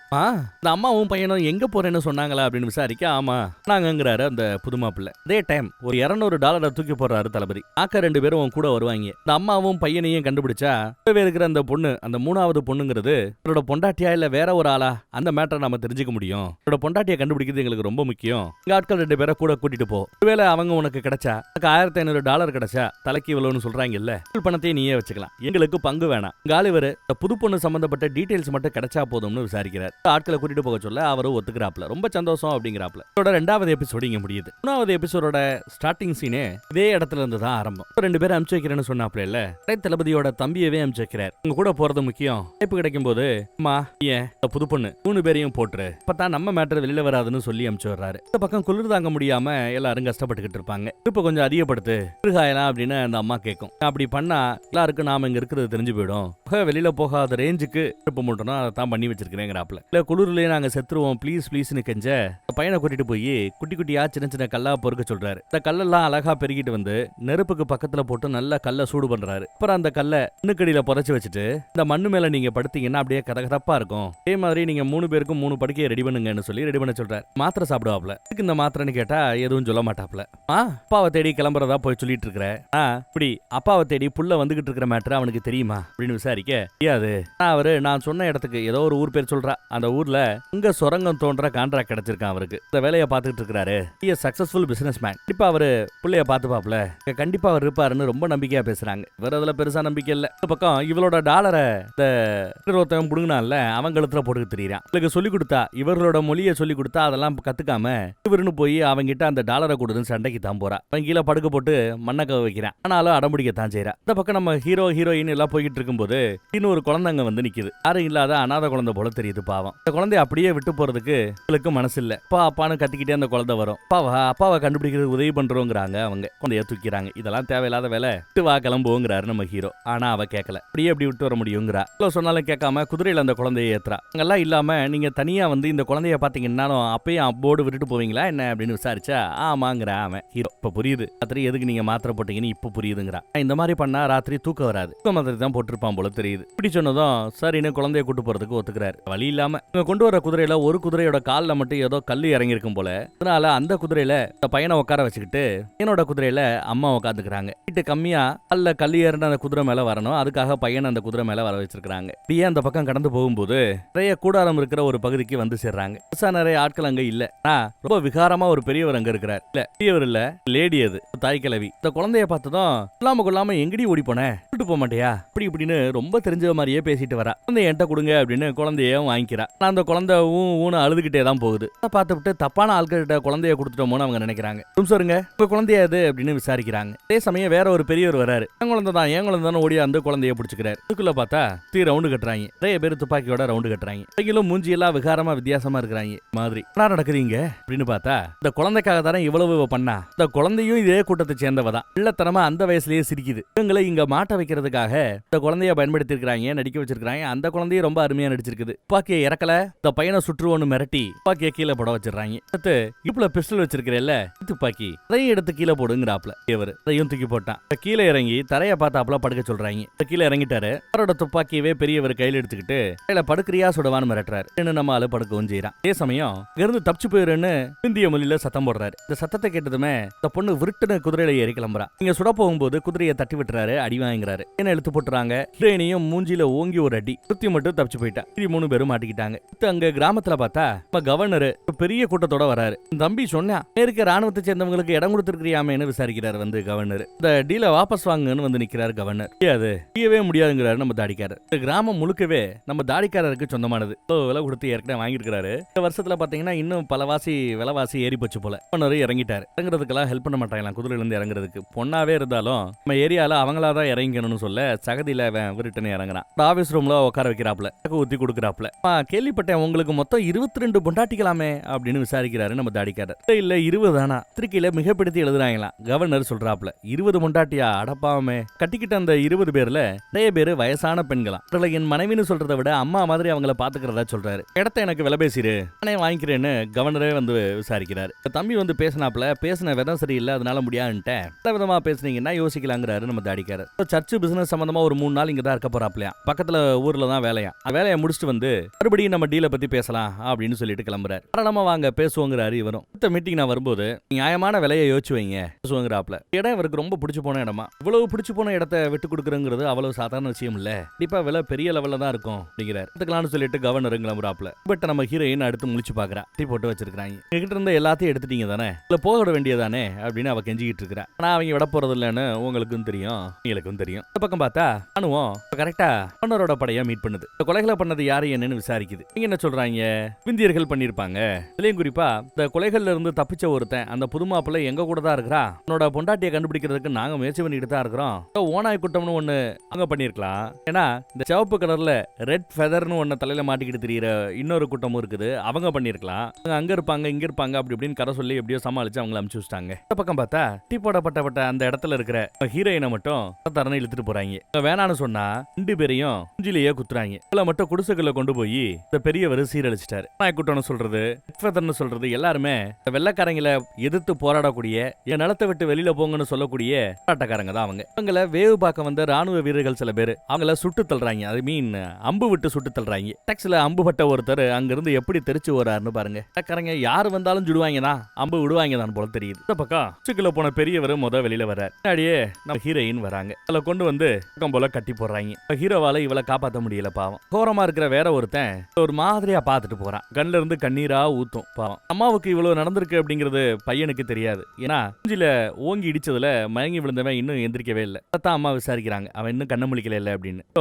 முழிக்கவே இல்லைன்னு சொன்னதும் உங்களுக்கு கொஞ்சம் ஆறுதலா இருக்கு. அதுக்கு ஆசைப்பட்டவங்களோட நம்ம புது மாப்பிள்ள 2 பேரும் வந்திருக்காங்க. பெரிய கேங் ஆகி போச்சு. இப்பவங்க டை போச்சா எங்கேயோ ஆல்ட்டு போட்டுருக்காங்க. எதுவுமே பேசல. ஹீரோயின் ஒரு மாதிரி அமைதியாவே இருக்கிறா. ராத்திரி நேரத்துல வாங்கின பையன் அப்பதான் முழிக்கிறான். அம்மா உங்களுக்கு ஒண்ணும் ஆலையில அப்படின்னு பையன் விசாரிப்பான். அம்மா கிட்ட இருந்து பதிலே இல்ல. அகோரன் வரான். என்னோட கட்டை அறுத்து விடுறான். ஹீரோ கட்டை அவுக்கிறதுக்கு எவ்வளவு முயற்சி பண்றாரு, முடியல. போறான். துடிக்கிறார். அதே சமயம் பேச முடியாத அந்த காட்டுவாசி பொண்ணு கையில கொல்லிக்கட்டை எடுத்துட்டு வந்து ஓங்கி ஒரு அடி அவங்கள ஒத்தவன நம்ம இல்ல வாங்கினவன் பொத்துன்னு கீழே விழுவான். அவங்கிட்ட இருக்கிற கை துப்பாக்கிய கையில எடுத்தவ இங்க இருக்கிற எல்லா பேரையும் கண்ணா பின்னான்னு சுட்டு தள்ளுறா. 4 பேரை சுட்டு தள்ளிட்டா. அடுத்து பெரியவர் அவரையும் சுட்டு தள்ளிட்டா. இருக்கிறது அந்த அகோரன் தான். அவனையும் சுட்டு தள்ளிட்டா. இவர் இன்னும் சாகலங்க, கிட்ட அரைஞ்சுக்கிட்டு தான் இருக்கிறாரு. இன்னொரு கை துப்பாக்கி எடுத்துட்டு வந்து தலையிலேயே சுட்டு தள்ளுறா. கண்ணா பின்னான்னு சுடுறா அவனையே. அந்த பெரியவர் தானே தொட்டது அந்த பாட்டிமா. அவளையும் வேணாமான்னு யோசிச்சவங்க சுடலான்னு அழுத்திட்டாங்க. நல்ல வேலை தோட்டா தீந்து போச்சு. ஏன்னா நேரம் பாட்டியும் காலியா இருக்கும். பேர் செத்து போனதை பார்த்து அந்த பாட்டிமா கதறிக்கிட்டு இருக்குது. என்கிற வெறி உண்டு இத்தனை பேரை கொல்லுவான்னு யாரும் எதிர்பார்த்திருக்க மாட்டாங்க. ஆரம்பிச்சிட்டா. அதுக்குள்ள இவ்வளவு வீரம் இருந்ததா தான் வெளியில வந்திருக்குது. ஹீரோ அம்மாட்ட வந்து மன்னிப்பு கேட்பான். என்னால காப்பாற்ற முடியலன்னு. ஏன் தப்பு தான், சொன்னதையும் மீறி குழந்தைக்கு உதவி பண்ண போறேன்னு போனதுக்கு எனக்கு கிடைச்ச தண்டனை தான். பிள்ளையோட உசுறு தான் முக்கியம், பிள்ளையோட பாதுகாப்பு தான் முக்கியம்னு மட்டும் நான் யோசிச்சிருந்திருக்கணும். யோசிக்காம விட்டது ஏன் தப்பு தானே வருத்தப்படுறாங்க. இந்த பக்கம் பார்த்தா கூட்டம் எங்களை எதிர்த்து சண்டை போடுறதுக்காக வெளியில போயிட்டு இப்போ மறுபடியும் அவங்க சொந்த இடத்துக்கு வராங்க. இந்த கிராமத்துக்கு வராங்க. இதுதான் அவர்களோட சொந்த இடம். பொண்ணு அங்க வந்து இறங்குறா. இடம் அவளுக்கு ரொம்ப புதுசா இருக்குது. குழந்தை ஓடியாந்து தலைவரோட குதிரையில ஏறிக்கும். அம்மா வந்து அவங்க கூட சண்டை போடுறாங்க. பக்கத்துல இந்த மாதிரி அவங்க மேக்கப் போட்டுருக்காங்க இல்லையா, அது யுத்த காலத்துக்கான மேக்கப். போருக்கு போறவங்க தான் இப்படி மேக்கப் பண்ணுவாங்க. நடக்காத போருக்காக ஏன் இப்படி மேக்கப் பண்ணிட்டு வந்திருக்கிறேன்னு சத்தம் போடுறாங்க. தீ பாரு அப்படிங்கிறாங்க. நீ தான் பார்க்க மாட்டேங்கிறேன்னு கண்ண மூடிட்டே வாழ்ற. தீ எதிரிகள் இருக்கிறாங்க, வெள்ளக்காரங்க இருக்கிறாங்க. ஒவ்வொரு நாளும் ஒவ்வொரு பொழுதும் நமக்கு யுத்தம் தான் அப்படிங்கிறாப்ல அவன் பேசுவான். உட்காந்துட்டு இருக்கிறது இவரோட புள்ள போல. புள்ளைக்காகத்தான் போராடுறேன்னு லீடர்னு சொல்றாரு. ரொம்ப அடிபட்டவர் மட்டும் தனியா வந்திருக்கிறாரு.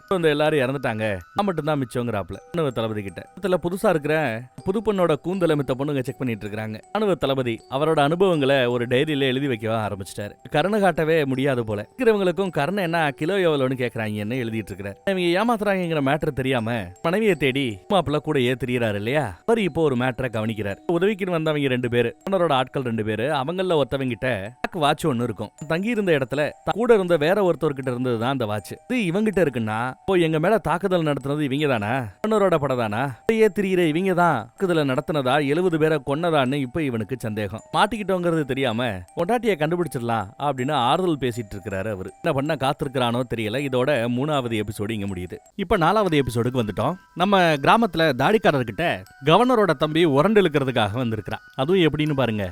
அவங்க ஆட்களுக்காகன்னு வளர்க்குற பண்ணி அவர் ஒரு வேலையால போட்டு பண்ணிகளை வளர்க்குறார். ஒரு கடை மாதிரி நடத்துறார்.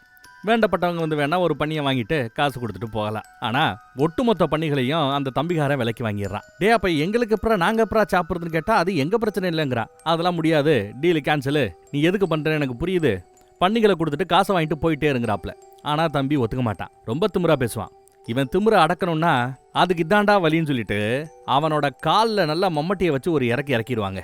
விரல்லாம் துண்டா போயிடும். அவன் ஏத்தனை பண்ணிகள் எல்லாத்தையும் இறக்கிட்டு இவ்வளவுதான் உனக்கு மரியாதை, போயிட்டே அப்படின்னு வெட்டி விட்டுறாரு. அந்த பக்கம் நம்ம கேப்டனு செவிந்தியர்களை பத்திய வாழ்வு முறைகளை பத்திய அவர்களோட பிளஸ பத்தி எல்லாம் எழுதிட்டு இருக்கிறார். கடத்தப்பட்ட அந்த பொண்ணு அவங்களோட வாழ்வியல் முறைக்கு கொஞ்சம் கொஞ்சமா மாறிக்கிட்டு இருக்கிறா. அவங்களோட கஷ்ட நஷ்டத்தையும் ஓரளவு புரிஞ்சுக்க ஆரம்பிக்கிறா. அங்க ரெட் ஃபெதர்னு சொல்லக்கூடிய அவங்க கூட்டத்தோட தலைவனுக்கு ஒரு அம்மா இருப்பாங்கல்ல, அந்த அம்மா உன்னை உன் கூட்டத்தோடய அனுப்புறதா இருக்கிறோம், நல்ல வாய்ப்பு கிடைக்கும் போது நாங்களே அனுப்பிச்சு வைக்கிறோமா அப்படின்னு நல்லபடியா பேசிட்டு போறாங்க. எனக்கான கூட்டமா அது எங்க இருக்குது, எல்லாம் அந்த போராட்டத்துல இறந்து போயிட்டாங்களே அப்படின்னு வருத்தப்பட்டு சொல்றா. அவ புருஷனை இறந்துட்டானேன்னு வருத்தப்பட்டு சொல்லுவா. அதே சமயம் அந்த பக்கம் நம்ம ஹீரோயினை ஒரு பெரியவர் சீரழிச்சார்ல, அந்த கேங்கு கிட்ட வரைக்கும் ஹீரோயினை ஃபாலோ பண்ற அந்த பணத்துக்காக ஃபாலோ பண்ற கூட்டம் பாத்துருச்சு. அங்க இருந்த எல்லா பேரையும் இறக்கமே இல்லாம கொண்டு குவிக்கிறாங்க. அந்த கூட்டத்துல ஒரு நல்லவர் இருப்பானே, அவன் தம்பி முறை வேணும் போல அங்க இருக்கிற ஒரு ரவுடி பயலுக்கு கேங் லீடருக்கு இப்படி எல்லாரையும் கொண்டுகிட்டு இருந்தா எப்படின்னு பேசுவாங்க. பாரு, நீயும் நானும் உயிரோட இருக்கமே, இதுவே பெரிய விஷயம். நாம வாழணும்னா யாரை வேணாலும் போடலாம், தப்பே இல்லை, நமக்கு பணம் முக்கியம், வேணும்னா நான் செய்யறதெல்லாம் அப்படின்னு பேசிட்டு இருக்கிறான் தம்பி கிட்ட. எல்லா இடத்துலயும் அண்ணன் தம்பி இருக்கிறாங்கப்பா. அந்த சின்ன குழந்தைய தவிர எல்லா பேரையுமே கொண்டுடுறாங்க. அந்த சின்ன குழந்தைகிட்ட ஒரு சின்ன பொம்மை இருக்கும். அந்த பொம்மையை ஒருத்தன் பிடிங்கி அந்த நல்லவங்கிட்ட இந்தா பொம்மையை வச்சு விளையாடு, அதுக்கு தான் நீ லாக்கின்னு சொல்லிட்டு பொம்மையை கொடுத்துட்டு போயிருப்பாங்க. அந்த பொம்மையை குதிரையில பத்திரமா வச்சிருக்கான் பாத்துக்கங்க. அந்த பக்கம் பனி பயங்கரமா பெஞ்சிட்டு இருக்குது. விறகு கட்டை எல்லாத்தையும் சேகரிக்க சொல்லியிருப்பார் போல.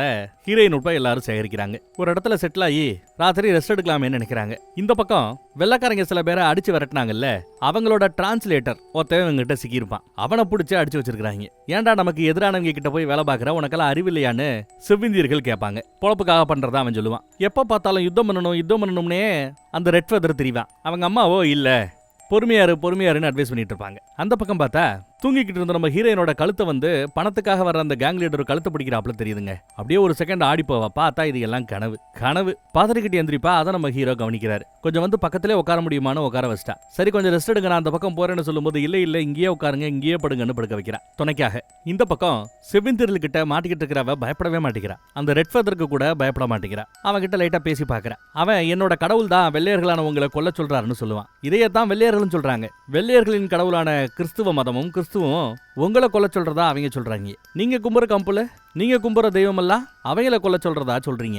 எவ்வளவு கொலை பண்ணாதான் உங்க கடவுள்களுக்கு ஆறும் தீரும் அப்படிங்கிறாப்புல கேக்குறா. அவனால பெருசா பதில் சொல்ல முடியல. அந்த பக்கம் இவங்க போன ஒரு குதிரை ஒண்ணு கால்ல பலத்த அடி, ரொம்ப தூரம் நடந்துகிட்டே இருக்குதுல, அந்த அடியும் தாண்டி ஷூ மாதிரி ஒன்றை கட்டி விடுறாங்க. வெயிட் கம்மியா இருக்கிற அந்த சின்ன பையனை அந்த வண்டியில ஏற சொல்லுவாங்க போல தெரியுது. இந்த பக்கம் பார்த்தா புருஷங்காரன் அந்த கேங்கோட போய்கிட்டு இருக்கும்போது ஒருத்தன் சும்மா பொண்டாட்டின்னு அலையிறியே, உன் பொண்டாட்டி என்ன அம்புட்டு அழகாவா இருப்பா அப்படி இப்படின்னு ஒய்ஃபை பத்தி தப்பா பேச போட்டு சண்டை போட்டுக்கிட்டு இருப்பான்.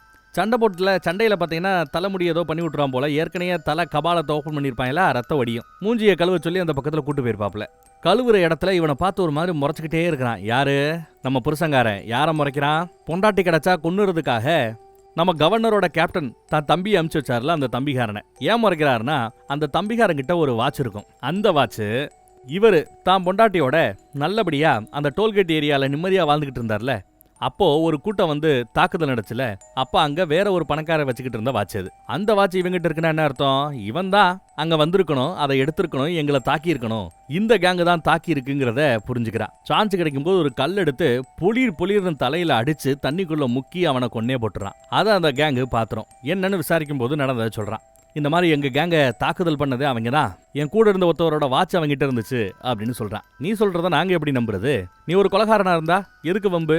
எங்களோட நீ வராத, உன் மண்டாட்டி நீ தனியாவே தேடிக்க, நாங்க ஹீரோயினை தனியா தேடி போறோம்னு சொல்லிட்டு அவனை அம்போன்னு விட்டுட்டு தனியா போயிடுறாங்க. அந்த பக்கம் பார்த்தா எப்ப பார்த்தாலும் யுத்தம் வேண்டாம், வெள்ளைக்காரங்களோட பேச்சுவார்த்தை நடத்தி பார்க்கலாங்கிறாப்ல செவ்விந்தியரோட தலைவி சொல்லி இருக்கிறா. அவங்களும் கிளம்புறாங்க பேச்சுவார்த்தை நடத்துறதுக்காக. இந்த பக்கம் நாம மறுபடியும் ரெஸ்ட் எடுத்தாகணும், ஏன்னா குதிரையோட காலில் ரொம்ப அடிபட்டு இருக்குன்னு ரெஸ்ட் எடுக்க சொல்றாரு நம்ம ஹீரோ. ஒட்டுமொத்த செவ்விந்தியர்களுமே அந்த ராணுவத்தை ரவுண்ட் பண்ணி நிக்கிறாங்க. எண்ணிக்கையில ரொம்ப பெரிய அளவில் இருக்கிறதுனால இவங்க என்ன பண்ணணும் தெரியாம முழிக்கிறாங்க. அங்கிருந்து அதான் நம்ம ஒய்ஃபுக்கு நல்லா இங்கிலீஷ் தெரியும்ல, அவங்க மொழியும் இப்ப கத்துக்கிட்டா. பேச்சுவார்த்தைக்காகத்தான் வந்திருக்கிறோம் அப்படின்னு சொல்லிட்டு கீழே இறங்கி வராங்க. நம்ம ரெட் ஃபெதரும் கூடயே வரான் லீடரு. ராணுவம் என்ன கேக்குதுன்னா, அந்த கொலைகளை பண்ணது நீங்க தானே, எவ்வளவோ வெள்ளையர்கள் 70க்கும் மேற்பட்டவர்களை கொலை பண்ணீங்களே பாவிகளா அப்படின்னு பேசினா, இல்ல அந்த கொலைகளை நாங்க பண்ணல அப்படிங்கிறான் அவன். ஆனா இவர் நம்பல. அதே சமயம் பொண்டாட்டிக்காரியோ என்ன நம்புங்க, தாக்குதல் நடந்தப்போ நான் அங்கதான் இருந்தேன், என் புருஷன் கூட நான் நிம்மதியா சந்தோஷமா வாழ்ந்துகிட்டு இருந்தேன். இந்த டோல்கேட் ஏரியா பக்கம் திடீர்னு வந்து தாக்குதல் நடத்துறானுங்க, எல்லாரையும் கொண்டு வச்சுட்டாங்க, பண்ணது எல்லாமே கவர்னரோட ஆட்கள் அப்படின்னு புட்டு வச்சுட்டாங்க எல்லாத்தையும். தலையில ஒரு சாக்க முகமுடி மாதிரி போட்டுக்கிட்டு இந்த கூத்தெல்லாம் பண்ணதா எடுத்து சொல்லுவா. ஏதோ உயிரோட இருந்த என்ன இந்த செவ்விந்தியர்களை தான் காப்பாத்தினாங்கன்னு வேற செவ்விந்தியர்களுக்கு சப்போர்ட்டாகவும் பேசுறான். நம்ம ராணுவ கேப்டனுக்கு ஆல்ரெடி இது ஓரளவு டவுட் இருந்தது, அவங்க தான் பண்ணியிருக்கணும்னு. இவருக்கு தேவை ஒரு சாட்சி, ஒரு ஆதாரம். இப்போ அது வந்து கிடைச்சிருச்சு. யாரு? நம்ம பொண்டாட்டிக்காரி தான் அந்த ஆதாரம். சோ இவங்க அந்த கொலைகளை பண்ணலன்னு தெரிஞ்சதும் ராணுவம் அமைதி பேச்சுவார்த்தைக்கு வருது. எங்க தரப்பு நிபந்தனைகள் என்னங்கிறத நம்ம ரெட் ஃபெதர் எடுத்து சொல்லிட்டு உங்க அரசாங்கத்திட்ட பேசிட்டு ஒரு நல்ல முடிவா சொல்லுங்கன்னு கிளம்புறாரு. அப்படி போகும்போது அந்த பொண்ணை அங்கேயே விட்டுறாரு. நீ இங்கேயே இருந்துக்கோ, ஆட்களோட இருந்துக்கோன்ட்டு. அவகிட்ட இருந்து புடுங்கின டாலரையும் திரும்ப கொடுத்துட்டு நல்லபடியா எல்லாரும் கிளம்பி போறாங்க. இங்க வச்சு ராணுவ கேப்டன் கூட அவ பேசிட்டு இருக்கிறா. நாம உடனே அந்த கவர்னரோட ஆட்களை பார்க்க போகணும்னு சொல்லிட்டு கிளம்பி வராங்க. எதுக்கு ஒரு தடவை கன்ஃபார்ம் பண்ணிக்கலாமேன்னு. கவர்னரோட ஆட்கள் எல்லா பேருமே இருப்பாங்க.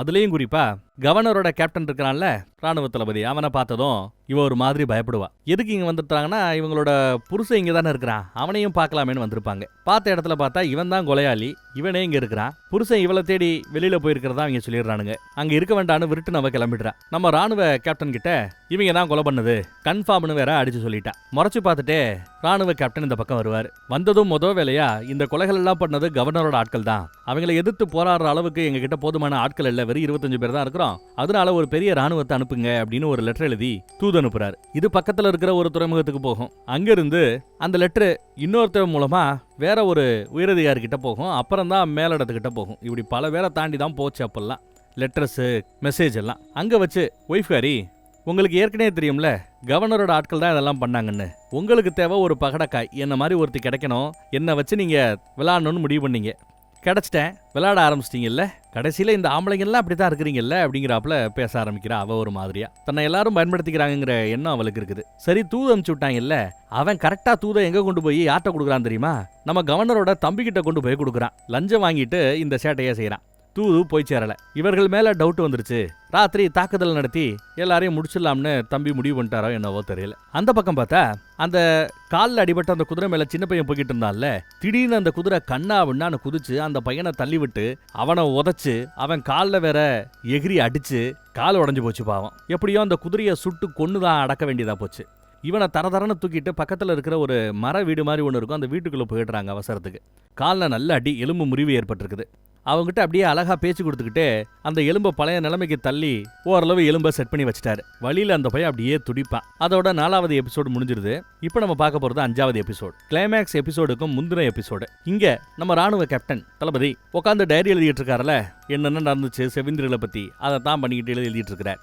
அதே சமயம் அந்த பக்கம் பார்த்தா கவர்னரோட தம்பி கவர்னரோட கேப்டனை நிக்க வச்சு சாட்டையால சொல்லிட்டு அடிக்கிறார். யாருமே பார்க்கல, தடயமே இல்ல, சாட்சியே இல்லைன்னு சொன்னியே, கடைசியில இந்த மேட்ரு இப்போ அந்த ராணுவம் வரைக்கும் தெரிஞ்சு போச்சேன்னு கொலவெறியோட சாட்டையால சொல்லிட்டு அடிச்சிட்டு இருக்காரு, அடி வாங்கிட்டு இருக்கிறாரு அவன். இந்த பக்கம் என்னப்பா தூதை கொண்டு போய் சேர்த்துட்டியா அப்படின்னு கேப்டன் விசாரிச்சா, நல்லபடியா கொண்டு போய் சேர்த்துட்டேன்னு பொய் சொல்றான் அந்த தூதுவன். ராணுவத்தில் இருக்கிற ஒருத்தன் லஞ்சம் வாங்கிட்டு அந்த தம்பிகாரன்ட்டு போய் எல்லாத்தையும் போட்டு விட்டுவிட்டு இங்க வந்து தூது கரெக்டா கொடுத்து விட்டேன்னு பொய் சொல்றான். இன்னும் 2-3 நாள்ல அப்ப ராணுவம் வந்துரும்ல அப்படி இப்படின்னு எதிர்பார்த்துக்கிட்டு பேசிட்டு போறாரு நம்ம நல்லவர் கேப்டன். அதுக்குள்ள அந்த ஒய்ஃப் பாருங்க, அங்க இருந்து குதிரையில வேக வேகமா செவ்வெந்திரில் இருக்கிற அந்த திசையை நோக்கி போய்கிட்டு இருக்கிறா. அதை சில வீரர்கள் பார்த்துட்டு கூப்பிடலாமா அப்படின்னு கேட்க, அவளை பிடிக்கலாமான்னு கேட்டா வேண்டாம், அவளுக்கு விருப்பப்பட வேண்டிய இடத்துல அவ போய் இருந்துகிட்டும், ஒன்றும் பிரச்சனை இல்லைன்ட்டாங்க. அவ நேரா செவ்வெந்திரிகளை தான் வந்து சேர்றா. என்ன திரும்ப வந்துட்டேன்னு கேட்டா, எனக்கு அங்க இடம் இல்ல, எனக்கான இடம் இதுதான் அப்படின்னு வந்து நிக்கிறா. அந்த பக்கம் பயங்கர ஜுரம், இன்ஃபெக்ஷன் ஆயிட்டு இருக்கு போல புண்ணு. வேற வழி இல்லைன்னா இன்ஃபெக்ஷன் பரவறதை தடுக்கணும்னா காலை வெட்ட வேண்டி இருக்கும் அப்படிங்கிறாப்புல நம்ம ஹீரோ சொல்ல, எக்காரணத்தை கொண்டு அதுக்கு நான் ஒத்துக்கவே மாட்டேன் அப்படிங்கிறாங்க அம்மாஹாரி ஹீரோயின். அந்த பக்கம் பார்த்தா நம்ம கவர்னர் அங்கிட்டு வராரு. தம்பியோட கால விரலெல்லாம் வெட்டினால அதை எல்லாத்தையும் தாண்டி மறுபடியும் பேச்சுவார்த்தைக்கு தான் வரார். ஒரு பெரிய அமௌண்ட் எழுதி இந்த அமௌண்ட் ஓகேவா அப்படின்னு நீட்டுவாரு. இந்த படமெல்லாம் பத்தாது, இடத்த காலி பண்ணுங்கிறாப்புல தாடிக்காரன் அவன் ரெடி பண்ணி வச்சிருக்கிற இந்த துறைமுகத்தை இந்த கிராமத்தை விற்கிறதுக்கு தயாராக இல்லை. சுத்து வட்டாரத்தில் இருக்கிற 100 ஏக்கருக்கு மேல இவருக்கு சொந்தம். ஒண்ணுமே இல்லாத ஒரு பாலைவனத்தை தான் இவ்வளவு அழகா உருவாக்கி வச்சிருக்கிறார். மறுபடியும் வருவேன், நல்ல முடிவா சொல்லணும்னு சொல்லிட்டு கவர்னர் கிளம்புறார். அந்த பக்கம் பார்த்தா பையன் வழியில துடிச்சுக்கிட்டு இருப்பான். கையில கத்தி எடுத்துட்டு அருவா எடுத்துட்டு வராரு. எங்க காலை வெட்டிடுவானோன்னு எல்லாரும் பயப்படுவாங்க. இல்லப்பா அப்படியெல்லாம் நான் வெட்ட போறது இல்லைன்னு சொல்லிட்டு இவன் பக்கத்துல நெருங்குறான். நல்ல ஹெவியா சூடாடா எடுத்து வந்திருக்கான். நெருப்புல வாட்டியிருப்பான் போல அந்த கத்தியை. ஏன்னா இன்ஃபெக்ஷனை தடுக்கிறதுக்கு காலை வெட்டுறது மட்டும் ஒரு ஆப்ஷன் இல்ல, அடிபட்ட இடத்துல நல்லா சூடு வச்சுட்டா கூட இன்ஃபெக்ஷன் பரவாம இருக்கும். அந்த டெக்னிக்கை பயன்படுத்துறாரு, அதுவும் அந்த காலத்திலேயே. இந்த பக்கம் வழக்கம் போல ராத்திரி உட்காந்து டைரி எழுதிக்கிட்டு இருப்பாப்புல செவிந்திரலை பத்தி. அங்க இருக்கிற அந்த லஞ்சம் வாங்கிட்டு தூத தப்பா கொடுத்தா பாத்தீங்களா, அந்த பையன் உச்சா வருதுன்னு அந்த பக்கம் போயிட்டு வரேன்னு பொய் சொல்லிட்டு கிளம்புவாங்க. ஏன்னா ராத்திரி என்ன நடக்க போகுதுன்னு அவனுக்கு தெரியும். திடீர்னு எங்கேயோ இருந்து வந்த தோட்டா எல்லாரையும் தாக்கும். நம்ம கேப்டன் உட்பட என்னான்னு வெளியில வந்து பார்த்தா கண்ணா பின்னான்னு திடீர்னு தாக்குதல் நடத்தி எல்லா பேரையும் சுட்டு தள்ளுறாங்க, கொண்டு குவிக்கிறாங்க. நம்ம கேப்டனையுமே கொண்டு போட்டானுங்க பாவம். எல்லாம் கொத்தா சாகுறானுங்க. அதே சமயம் இந்த பக்கம் ஹீரோவும் ஹீரோயினும் கொஞ்சம் அன்னோன்யமா பேசி பழக ஆரம்பிக்கிறாங்க. காதல் மலர ஆரம்பிக்கிறாப்புல தெரியுது. எல்லாம் செத்து ஒளிஞ்ச பிறகு லஞ்சம் வாங்க வரான்ல அந்த பயலுக்கு இன்னும் எக்ஸ்ட்ரா பணத்தை கொடுத்து விருப்பப்படுற இடத்துக்கு போயிட்டு வான்னு அமுச்சு வச்சுட்டு அவன் போவான். பாத்தீங்களா, 4 அடி எடுத்து வைப்பான். கவர்னரோட தம்பி அவனையும் சுட்டு கொண்டுறார். லூசி எண்டே இருக்கக்கூடாதுன்னு அவனையும் சுட்டு கொண்டுறார். அடுத்து நம்ம கவர்னர் மறுபடியும் வராப்ல. அவர் தான் கவர்னர் இல்லையா, இவர் மேல ஒரு அரெஸ்ட் வாரண்ட் எடுத்துட்டு வராரு. நம்ம தாடிக்காரர் மேல அதிகாரியோட பேச்சை கேட்கல வைக்கல அப்படி இப்படின்னு கம்ப்ளைண்ட் எழுதிட்டு வந்திருக்கிறார். அரெஸ்ட் வாரண்ட்டை அரெஸ்ட் பண்ண போறேங்கிறாரு. ஆனா சுத்தி இருக்கிற ஆட்கள் எல்லாம் இவருக்கு சப்போர்ட். தாடிக்காரனுக்கு இவ்வளவு பேரை எதிர்த்து கவர்னரால எதுவும் செய்ய முடியாது. நிலைமையை புரிஞ்சுக்கிட்டு, சும்மா பேசி பார்த்தோம்பா, உன்னை பத்தி எனக்கு தெரியாதா, சரி பணத்தோட வரேன், நெக்ஸ்ட் டைம் நான் வரும்போது உன்னால நோ சொல்ல முடியாத ரேஞ்சுக்கு பணத்தோட வரேன்னு சொல்லிட்டு கவர்னர் கிளம்பிடுறாரு. வேண்டாம் வெறுப்பா. அந்த பக்கம் பார்த்தா நம்ம செவ்விந்தியர்கள் குரூப் ராத்திரி ஏதோ தாக்குதல் நடந்த அந்த சத்தத்தை கேட்டு ராணுவம் இருந்த இடத்துக்கு வந்து பாக்குறாங்க. வந்து பார்த்தா ராணுவம் மொத்தமா அழிஞ்சு போய் கிடக்குது. மொத்தமா கொன்னு குடிச்சிட்டானுங்க. என்ன தேடிதான் இங்க வந்திருக்கணும், எல்லாரையும் கொன்னு இருக்கணும். இனி அடுத்து நான் உங்ககிட்ட தான் இருக்கிறேன்னு தெரிஞ்சுக்கிட்டு உங்களையும் தேடி வருவானுங்க, உங்களையும் கொல்லுவாங்கன்னு அந்த ஒய்ஃப்காரி அந்த பொண்ணு சொல்லுவா. பாவம், கடத்தப்பட்ட அந்த பொண்ணு. செவ்விந்தியர்கள் அவர்களோட இடத்துக்கு வந்த பிறகு தலைவி கிட்ட மேட்டர் எல்லாத்தையும் எடுத்து சொல்றாங்க. அவங்க எல்லாத்தையும் கேட்ட பிறகு, பிரச்சனை என் மேல தானே, என்னால தானே, நான் இங்கிருந்து போயிடுறேன், அவங்க கிட்ட போய் சரணடைஞ்சிடறேன்னு அந்த பொண்ணு சொல்லுவா. இல்ல, இப்ப நீ எங்கள்ல ஒருத்தி, அப்படியெல்லாம் விட்டுற முடியாது, அவங்களுக்கு யுத்தம் தான் வேணும்னா அதை திரும்ப தருவோம், யுத்தம் பண்ணுவோம் அப்படின்னு தலைவி ஒத்துக்கிட்டாங்க. கூட்டமே பயங்கரமா குதூகலம் ஆயிடுச்சு. வெள்ளைக்காரங்களை எதிர்த்து நம்ம சண்டை பண்ண போறோம் அப்படின்ட்டு. அதே சமயம் அந்த பக்கம் நம்ம ஆட்கள் தங்கி இருந்த அந்த இடத்துல பணத்துக்காக வந்த அந்த கேங்கு வந்து சேர்ந்துருச்சுங்க. நாலா பக்கமும் கண்ணா பின்னான்னு சுட்டு தள்ளுறாங்க. எங்க பார்த்தாலும் துப்பாக்கி சத்தம் கேட்டுக்கிட்டே இருக்கும். அதுக்குள்ள டம்மாட்கள் எல்லாம் அப்படியே கீழே தரையோட தரையா படுத்துக்கிட்டாங்க. அதனால ஒரு தோட்டா கூட இவங்களை யாரையுமே பாதிக்கல. ஆனா கண்ணா பின்னான்னு சுட்ட பிறகு மறுபடியும் ரீலோடு பண்ணணுமா இல்லையா, தோட்டாவை மறுபடியும் ரீப்ளேஸ் பண்ணணும்ல. அந்த வேலையை பார்த்துக்கிட்டு இருக்கும்போது எகிரி குதிச்சு வெளியில வர நம்மால எல்லா பேரையும் கண்ணா பின்னான்னு சுட்டு தள்ளுறான். இருந்தவங்க எவ்வளவு பேரும் தெரியல, ஆனா பல பேர் இறந்துட்டாங்க. அதுக்குள்ள ஒருத்தன் உள்ள இருக்கிற அந்த பிள்ளைகளை பிடிக்க வச்சுக்கிட்டு அவங்கள சுட்டு கொண்டுடுவேன்னு பணக்கேரியா பிடிச்சி வச்சுக்கிட்டு மிரட்டிக்கிட்டு இருப்பான். டப்புனு துப்பாக்கி எடுத்து நெத்தி பொட்டிலேயே சுட்டு போடுறான். இதெல்லாம் கண்டு பயப்படவே இல்லை. ஆனா ஹீரோயினை காணோம். ஹீரோயின் எங்க அப்படின்னு ஒருத்தவனை அடிச்சு மிரட்டி கேட்டா, ஆல்ரெடி நாங்க கடத்திட்டோங்கிறான். விசாரிச்சுட்டு அவனையும் சுட்டு கொண்டுறாரு. அவ்வளவுதான். இதோட 5வது எபிசோடு முடிஞ்சிருச்சு. அடுத்து கடைசி எபிசோடுக்கு வந்துடுறோம், கிளைமேக்ஸ் எபிசோடுக்கு வந்துடுறோம். குழந்தைங்க 2 பேரையும் பத்திரமா இருக்கு சொல்லிட்டு ஹீரோயின் கடத்தப்பட்டு விட்டாரு இல்லையா, அவர்களை தேடி ஹீரோ போறாரு. பார்த்தா சில பேரு குதிரையில அவளை அழகா கடத்தி கூட்டு போயிட்டு இருக்கிறாங்க. சத்தம் போட்ட சங்க எடுத்துருவேன், நீ உயிரோட இருந்தா எனக்கு முழுசா பணம் கிடைக்கும், செத்து போனேன்னா பாதி பணம் கிடைக்கும், எப்படி இருந்தாலும் எனக்கு பணம் கிடைக்கும் பார்த்துக்கொண்டு மிரட்டுறான் கேங் லீடர். அவங்க ஒரு இடத்துல ஆல்ட்டு போடும்போது ஒருத்தவன் தம் அடிச்சுக்கிட்டு இருப்பான். அவனை ஃபர்ஸ்ட் போட்டு தள்ளுறாரு. கட் பண்ணா இந்த பக்கத்துல கிராமத்துல கவர்னர் மறுபடியும் டீல் பேசுறதுக்காக தாடிக்காரங்கிட்ட வராரு. தாடி நல்லா கஷ்டப்பட்டு உழைக்கிறவன் இல்லையா, மசாஜ் பண்றதுக்காக ஒரு பொண்ணை மேலே ஏறி மிதிக்க சொல்லியிருப்பார் போல. கரெக்டா கவர்னர் வந்து உன்னால இந்த தடவை நோ சொல்ல முடியாதுன்னு சொல்லி 2 பணக்கட்டை அப்படி கொண்டு வந்து வீசுறாரு. 2 பண பைய ஓபன் பண்ணி பார்த்தா கட்டுக்கட்டா பணம். இவ்வளவு பணத்தை கொண்டு வந்து கொடுப்பாருன்னு எதிர்பார்க்கவே இல்லை.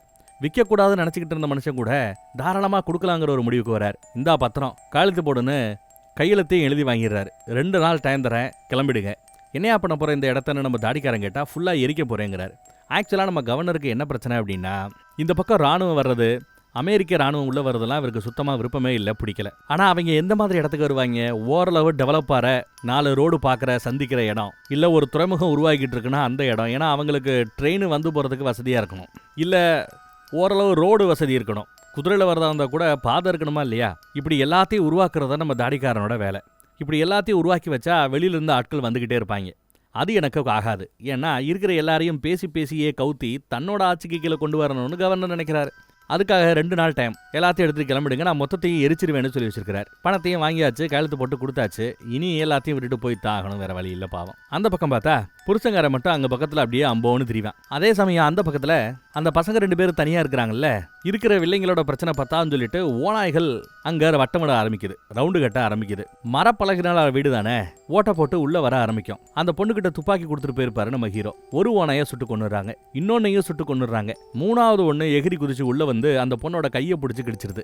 துப்பாக்கி கீழே விழுந்திருக்கும், விடாம அவளை கடிச்சுக்கிட்டே இருக்க இவன் அவ்வளவு வலியையும் தாண்டி கீழே கிடந்த அந்த துப்பாக்கி எடுத்து அந்த ஓநாயை சுட்டு இவளை காப்பாத்திடுறான். இதெல்லாம் நல்ல விஷயம் இல்லையா. அதே சமயம் அந்த பக்கம் பார்த்தா பொண்டாட்டிய தொலைச்ச அந்த புருஷங்காரனை கவர்னரோட ஆட்கள் சில பேர் கண்டுபிடிச்சிடுறாங்க. இன்னையா நிலைமை அவ்வளவு மோசமா இருக்கு, வாங்கியா கவர்னர் தம்பி கிட்ட கூட்டு போலாமேன்னு கவர்னர் தம்பி கிட்ட கூட்டு வராங்க. நாங்க இப்போ செவ்விந்தியர்களை அட்டாக் பண்ண போறோம், தாக்குதல் நடத்த போறோம், உன் பொண்டாட்டிய கூட அவங்க தான் கடத்தி வச்சிருக்கிறதா கேள்வி அப்படின்னு பேசிட்டு இருப்பாங்க. அப்ப நானும் யுத்தகலத்துக்கு வரேன்னு சொன்னதும் தம்பிகாரன் சரின்னு ஒத்துப்பான். அவன் அந்த பக்கம் போன பிறகு ஏன் ஒத்துக்கிட்டீங்க, நாமளே போய் அவளை கொல்லத்தான் போறோம், இவனது கூட்டு போகன்னு கேட்க, யுத்தத்துல முன்னாடி போற ஆட்களோட இவனையும் சேர்த்து அனுப்பிச்சு வையே, குண்டடிப்பட்டு சாகட்டோங்கிறாரு தம்பி. இதுதான் அவங்களோட பிளான் போல, குண்டடிப்பட்டு இவன் சாகட்டும்ட்டு. அந்த பக்கம் பார்த்தா யுத்தத்துக்காக எல்லாரும் தயாராகிட்டு இருக்காங்க. யுத்தகலத்தின் போது மட்டும்தான் அவங்களோட கண்ணு நெத்தி இது எல்லாத்தையுமே கருப்பு கலர்ல மையடிப்பாங்க போல. அங்க அந்த பொண்ணு இருக்கிறா இல்லையா பொண்டாட்டிக்காரி, அவளும் இப்ப அவங்களோட ஒருத்தி இல்லையா, அவளுக்கும் அழகா அதே மாதிரி கருப்பெல்லாம் பூசி யுத்தத்துக்கு நம்ம ரெட் ஃபெதரே தயார்படுத்திக்கிட்டு இருக்கிறான். இந்த பக்கம் ஹீரோயினை கடத்தின அந்த கேங்கு ஒரு இடத்துல குளிர் காஞ்சிக்கிட்டு இருப்பாங்க. எங்கேயோ துப்பாக்கி சுடுற சத்தம் கேட்கும். யாரு, நம்மால் தான் போட்டு தள்ள ஆரம்பிச்சிட்டார். அந்த பக்கம் எல்லாரும் திசை திரும்பிட்டு இருக்க, இந்த பக்கம் கை கட்டா ஊத்து விட்டுறாரு. கண்ணா பின்னான்னு சுட்டு தள்ளுவாரு. பல பேரு குண்டடி பட்டு சாவானுங்க. இந்த கேங் லீடரோட தம்பி ஒருத்தன் இருப்பால நல்லவன், அவனுக்கு கால் அடிபட்டுரும். கடைசியா அந்த கேங் லீடர் 2 பேரும் மாத்தி மாத்தி சுட்டதுல தோட்டா காலி ஆயிடும். அப்புறம் கை சண்டை, WWFல சண்டை போடுறாப்புல மல்யுத்த போட்டி அப்படி இப்படி நடக்கும். ஒரு கட்டத்துல ரொம்ப கொடூரமா தாக்கி அவனை கொல்ல முயற்சி பண்ணிட்டு இருக்கிறாரு நம்ம ஹீரோ. முடியல, முயற்சி பண்ணிட்டு இருக்கிறாரு. அந்த கேப்ல அங்க கிடந்த ஒரு எலும்பு எடுத்துட்டு வந்து ஓங்கி நட்டக்குன்னு குத்தி நம்ம ஹீரோயின் அவரை கொன்னுறாப்ல. அண்ணன் சாகிறத இந்த பக்கம் அந்த நல்லவன் தம்பிகாரன் பாக்குறாங்க. பார்த்துட்டு பழி வாங்கணும்னு கோவப்படுறான். அவனை ஒன்றும் செய்யாம ஹீரோயினை மட்டும் காப்பாத்திட்டு ஹீரோ அங்க இருந்து கிளம்பிடுறாரு. இறந்து போன தான் அண்ணனோட உடலையே கோவத்தோட பாத்துக்கிட்டு இருக்கிறான் தம்பி நல்லவன். அந்த பக்கம் பார்த்தா செவ்வந்தியர்களோட திடீர் தாக்குதல் நடத்தலாமேன்னு கவர்னரோட குரூப் திடீர் தாக்குதலுக்காக முகமுடி போட்டு அந்த பக்கத்துல வரும். ஊன் அந்த அங்கேயும் தாக்குதல் நடத்திக்கிட்டு இருக்கும். பார்த்தா ஒரு குஞ்சு அங்க இல்ல. என்னடா ஒரு பயிலையும் காணமே அப்படின்னு அவங்க பாத்துக்கிட்டு இருந்தா, நாம வர்றது நமக்கு முன்னாடியே அவங்களுக்கு தெரிஞ்சிருக்குது. யாரோ அவங்களை எச்சரிக்கை பண்ணிருக்காங்கன்னு சொல்லி முடிக்கல, அதுக்குள்ள நம்ம ஆட்கள் வரிசையா வர ஆரம்பிச்சிட்டாங்க. மடமடன்னு சுட ஆரம்பிக்கிறாங்க, அம்பு விட ஆரம்பிக்கிறாங்க. எங்க பார்த்தாலும் அம்பு மலை பொழிந்து கொண்டே இருக்கிறது. காட்டுத்தனமா மலை. அதே மாதிரி துப்பாக்கி சுடுறதும் காட்டுத்தனமா இருக்குது. அம்பு மலை ஒரு பக்கம்னா துப்பாக்கி மலை மறுபக்கம். அது எல்லாத்தையும் தாண்டி தனக்கு அடிபட்டதையும் தாண்டி ஒரு கோடாரியை கொண்டு வந்து கவர்னரோட கேப்டனோட தலையில ஓங்கி ஒரு இறக்கு. பதிலுக்கு அவனும் சுட்டிருப்பான். இந்த பக்கம் கடத்தப்பட்ட அந்த ஒய்ஃப்காரி அவ துப்பாக்கி எடுத்து பல பேரை சுட்டு தள்ளுவா. அப்போ ஒரு குதிரை வந்து அவங்கள அப்படி இடிச்சு தள்ளும். முகமுடி போட்டிருக்கிறான் எவனோ ஒருத்தன். இவ துப்பாக்கியை நீட்ட, பதிலுக்கு அவன் துப்பாக்கியை நீட்ட மாத்தி சுடுறாங்க. அப்படி சுட்டதுல முகமுடி போட்டவன் சுட்டதுல இந்த பொண்ணுக்கு நெஞ்சிலேயே அடிபட்டுருதுங்க. துடிச்சுக்கிட்டு இருப்பா. அப்பதான் நல்லா இவன் கவனிக்கிறான். எங்கேயோ பார்த்த முகமா இருக்கேன்னு இறங்கி பக்கத்துல வந்து மாஸ்க கலட்டினா தேடிக்கிட்டு இருக்கிற புருஷங்காரன், அவனுக்கு தேடிக்கிட்டு இருக்கிற பொண்டாட்டிகாரி. ஐயோ போச்சே அப்படின்னு கதறி அழுக கடைசி முத்தத்தை அவன் கொடுத்துட்டு இருக்கிறான். அதுக்குள்ள அவ இறந்து போயிடுறா பாவம். யாரை தேடிக்கிட்டு இருந்தோமோ அவங்க கிடைச்சும் இப்படி பொணமாக்கிட்டோமே, அதுவும் தன் கையால பொணமாக்கிட்டமேனு வருத்தப்படுறான். அந்த துக்கம் தாங்கிக்க முடியாம துப்பாக்கி எடுத்து தனத்தனையே சுட்டுக்கிட்டு செத்து போறான். அந்த பக்கம் நம்ம ரெட் ஃபெதர் அவரோட புள்ள ஓடியாந்து கட்டி பிடிச்சிக்கும். பார்த்தா அங்கேயும் இங்கேயும் துப்பாக்கியில் வந்து பறந்ததுல ரெட் ஃபெதரோட சோழியும் முடிஞ்சு போச்சு. கட்டி பிடிச்சிட்டு இருக்கிற அந்த பையன் அவன் உயிரோட இருக்கானா செத்தானான்னு தெரியல. அவ்வளோ மேட்டர் நடந்து போச்சுங்க. அங்க நம்ம ஹீரோவும் ஹீரோயினும் வர்றாங்க. வந்து பார்த்தா வீட்டுக்கு வெளியில நிறைய ஓநாய்கள் செத்து போய் கிடக்குது. பிள்ளைகளை கொன்னுடுக்குமோ சாப்பிட்டுருக்குமோன்னு பயந்துகிட்டே உள்ள ஓடியாந்து பார்த்தா பிள்ளைங்க 2 பேரும் சேஃபா இருக்கிறாங்க. நல்ல விஷயம். அவங்கள கூட்டிட்டு தொடர்ந்து மறுபடியும் பயணப்பட்டு போறாங்க. காலையில விடிஞ்சிருச்சு. கவர்னருக்கு இப்ப அப்டேட் தம்பிகாரன் போய் கொடுக்குறான். செவிந்திரோட அந்த யுத்தம் என்னாச்சுன்னு கவர்னர் விசாரிக்க நல்லபடியா முடிஞ்சிருச்சுங்கிறாரு தம்பிகாரன். Very good. இங்க நடந்த விஷயம் வெளியில போகாம பாத்துக்கணும், அப்பதான் நம்ம நினைச்சதை சாதிக்க முடியும். அடுத்த ராத்திரி நான் சொன்னதை பண்ணிடுங்கிறாரு தம்பிக்கிட்ட. தம்பிகாரனும் சரிங்கிறான். இந்த பக்கம் பார்த்தா 2 நாள் டைம் முடிஞ்சு போச்சு. தாடிக்காரர் இன்னைக்கு நைட்டு ஊரை காலி பண்ணிட்டு கிளம்பணும். நல்லா சரக்கடிச்சிட்டு இருக்கிறாரு. ஊர்காலங்களுக்கு நிறைய சரக்கு ஊத்தி கொடுக்குறாரு. தனக்கு துணையா இருந்த ஒருத்தவன் அவனுக்கு ஒரு கட்டு பணத்தை மொத்தமா சொலையா கொடுக்குறாரு. சாப்பிடுங்க வச்சுக்கோங்கன்னு நல்ல தாராளமா செய்யறாரு. அப்புறம் நாங்க காலி பண்ணி போறோம் இல்லையா, இந்த பார்ல இருக்கிற எல்லாமே எல்லாருக்கும் ஃப்ரீ, வேண்டிய அளவு எடுத்துக்கங்க, சாப்பிட்டு கிளம்புங்க அப்படின்னு சொல்லிட்டு கிளம்புறாப்ல. வெளியில பார்த்தா தம்பிகாரன் வந்துட்டான். கவர்னரோட தம்பி வந்ததும் முதல் வேலையா இவரோட ஆபீஸ் இருக்கிற அந்த வீட்டை தான் எரிச்சுக்கிட்டு இருப்பான். எரிஞ்சுக்கிட்டு இருக்கிற வீட்டுல கூட சும்மா சகஜமா உள்ள போயிட்டு ஒரு மண்வெட்டி எடுத்துட்டு வர்றாரு. என்னோட ஃபேவரட் மண்வெட்டி அப்படின்னு சொல்லிட்டு போவாரு. பணத்தையும் எடுத்துக்கிட்டு மம்முட்டியை எடுத்துக்கிட்டு குதிரையில ஏறி அவர் கிளம்புறார். இவங்க ஏற்கனவே சொன்னபடி எல்லாத்தையும் எரிக்க ஆரம்பிச்சிட்டாங்க. அந்த பக்கம் பார்த்தா இருக்கிற மக்களையும் நல்லா கழுவிக்கிட்டு இருக்கிறான் கவர்னர். அந்த பக்கம் பார்த்தா நம்ம ஹீரோயின் ரொம்ப ஆர்வமா எதிர்பார்த்துக்கிட்டு இருக்காங்கல்ல, தாம் புருஷ இருக்கிற அந்த தங்க சுரங்க ஏரியா பக்கம் போகணும்னு. அந்த இடத்துக்கு ஒரு 1/2 கிலோமீட்டர் தூரம் வரைக்கும் வந்து சேர்ந்துட்டாங்க. இங்க வச்சுதான் ஹீரோவும் ஹீரோயினும் பேசும்போது அவங்க 2 பேரும் ஒருத்தர் லவ் பண்றாங்கிறது தெரிய வருது. பாக்குற நமக்கு தெரிஞ்சிருச்சு, ஆனா அவங்க இதை இன்னும் ஒருத்தருக்கு ஒருத்தர் பரிமாறிக்கல. இவனை பார்க்கும் போதெல்லாம் காதலோட அவ பார்க்க ஆரம்பிச்சிடறா. அதுவே பிரச்சனையா போய் முடியும். என் புருஷனை நான் பார்க்க போகும்போது நீங்க கூட வந்தீங்கன்னா இதே காதலோட பார்த்தனா பிரச்சனை ஆயிடும், பேசாம நீங்க இங்க இருந்து போயிடுங்க, மீதி தூரத்தை நான் கடந்துக்கிறேன் அப்படின்னு ஹீரோயும் சொல்லியிருப்பா. ஹீரோவும் சரின்னு ஒத்துக்கிட்டார். இருந்தாலும் ஒரு மாதிரி தயக்கத்தோடயே இருக்க கப்புன்னு பிடிச்ச ஒரு முத்தாவை கொடுத்துட்டு நல்லபடியா போயிட்டு வாதாயின்னு சொல்லிட்டு கிளம்பிடுறாங்க. இவங்களும் சரின்னு அங்கிருந்து சந்தோஷமா கிளம்புறாங்க. கொஞ்சம் தூரம் போயிருப்பாங்க. இந்த பக்கம் நம்ம பையன் அப்படியே ரிட்டர்ன்ல வந்துகிட்டு இருக்கிறான். மறுபடியும் தான் கிராமத்துக்கே வரதா சொல்லி வந்துகிட்டு இருக்கிறான். ஆனா அங்க கிராமமே இருக்க போறது இல்ல, அது இவருக்கு தெரியாது. ஆனா அப்படி வர்ற வழியில பார்த்தா அந்த பொம்மையை கவனிக்கிறாங்க. இந்த பொம்மையை கடைசியா யார் வச்சிருந்தா? பணத்துக்கு ஆசைப்பட்ட அந்த கேங் லீடரோட தம்பி அந்த நல்லவன் வச்சிருந்தான். அது என்ன சம்பந்தம் இல்லாம இங்க வந்து கிடக்குது, அப்பா அவன் நம்மள ஃபாலோ பண்ணிட்டு இருந்திருக்கான் அப்படிங்கறத கண்டுபிடிச்சிடுறாரு. கிளம்பி வா அப்படின்னு வேகமா அங்க இருந்து இங்கிட்டு கிளம்பி வர்றாரு. அதுக்குள்ள இந்த பக்கத்துல பார்த்தா துப்பாக்கியோட அவன் வந்து நிக்கிறான். அவனோட டார்கெட் இவங்க யாரும் இல்ல, நம்ம ஹீரோயின் தான். ஏன்னா தான் அண்ணனை கொன்னது இவ தான். அதனால துப்பாக்கி காமிச்சு மிரட்டுறான். அது மட்டும் இல்லாம பணம் தான் முக்கியம்னு வேற அண்ணன் சொல்லிட்டு போயிட்டாரா. அதனால இவளை ஒப்படைச்சிட்டு மறுபடியும் பணத்தை சம்பாதிக்கணும்னு அவளை கூட்டு போறதுக்கு முயற்சி பண்ணிட்டு இருக்கிறான். அப்போ அங்க குதிரைக்கு பக்கத்துல இருக்கிற துப்பாக்கியை எடுக்கலாமே முயற்சி பண்ற சமயம் வேண்டான்னு தம்பி சொல்லுவான் பையன். அதே சமயம் அந்த பக்கத்துல பார்த்தா துப்பாக்கி சுடுற சத்தம். யாரு? நம்ம ஹீரோ தான். குதிரையில படு வேகமா சுட்டுக்கிட்டே வருவாரு. பதிலுக்கு அவனும் சுட்டுக்கிட்டே வருவான். நேருக்கு நேரா வந்து மோதி கழுத்தை நெரிச்சு ஒரு வழியா கொலை பண்ணுவான். ஆனா விதிவசத்தால ஏற்கனவே அவன் சுட்டதுல 2 தோட்டா உள்ள இறங்கிடுச்சு. கொஞ்சம் கொஞ்சமா அவருக்கு உசுறு போய்கிட்டு இருக்குது. கொஞ்ச தூரம் நடந்து போனவர் ஒரு ஸ்டேஜுக்கு மேல முடியாம அப்படியே உட்காந்துட்டாருங்க பாவம். ஆனாலும் மனுஷன் சாகும்போது நல்ல சாவுன்னு சொல்லுவாங்கல்ல, அந்த மாதிரி சிரிச்சாப்லயே சாகுறார். ஏன்னா இவங்களுக்கு ஒன்னாகல, நல்லபடியா இருக்கிறாங்கன்றத தெரிஞ்சுக்கிட்டு சாகுறார். அவருக்கு அப்புறம் நல்லபடியான ஒரு அடக்கத்தை கொடுத்துட்டு அவருக்காக அழுதுட்டு அந்த மலைவாழ் பொண்ணை தான் பொண்ணுவா அந்த அம்மா தத்தெடுத்துக்கிச்சு. அவளையும் கூட்டிக்கிட்டு தான் புருஷன் இருக்கிற அந்த தங்க சுரங்கத்தை நோக்கி புறப்பட்டு போறாங்க ஹீரோயின். அதோட இந்த சீரீஸும் முடிஞ்சிருது. இது ஒரு லிமிடெட் சீரீஸ். இதோட கதை முடிஞ்சிருச்சு. இதுக்கு பிறகு நீங்க அடுத்த சீசனை எதிர்பார்க்க வேண்டிய அவசியம் இல்லை. அமெரிக்கன் பிரைம்ன்ற 2024 வந்து இந்த கதை இதோட முடிஞ்சிருச்சு.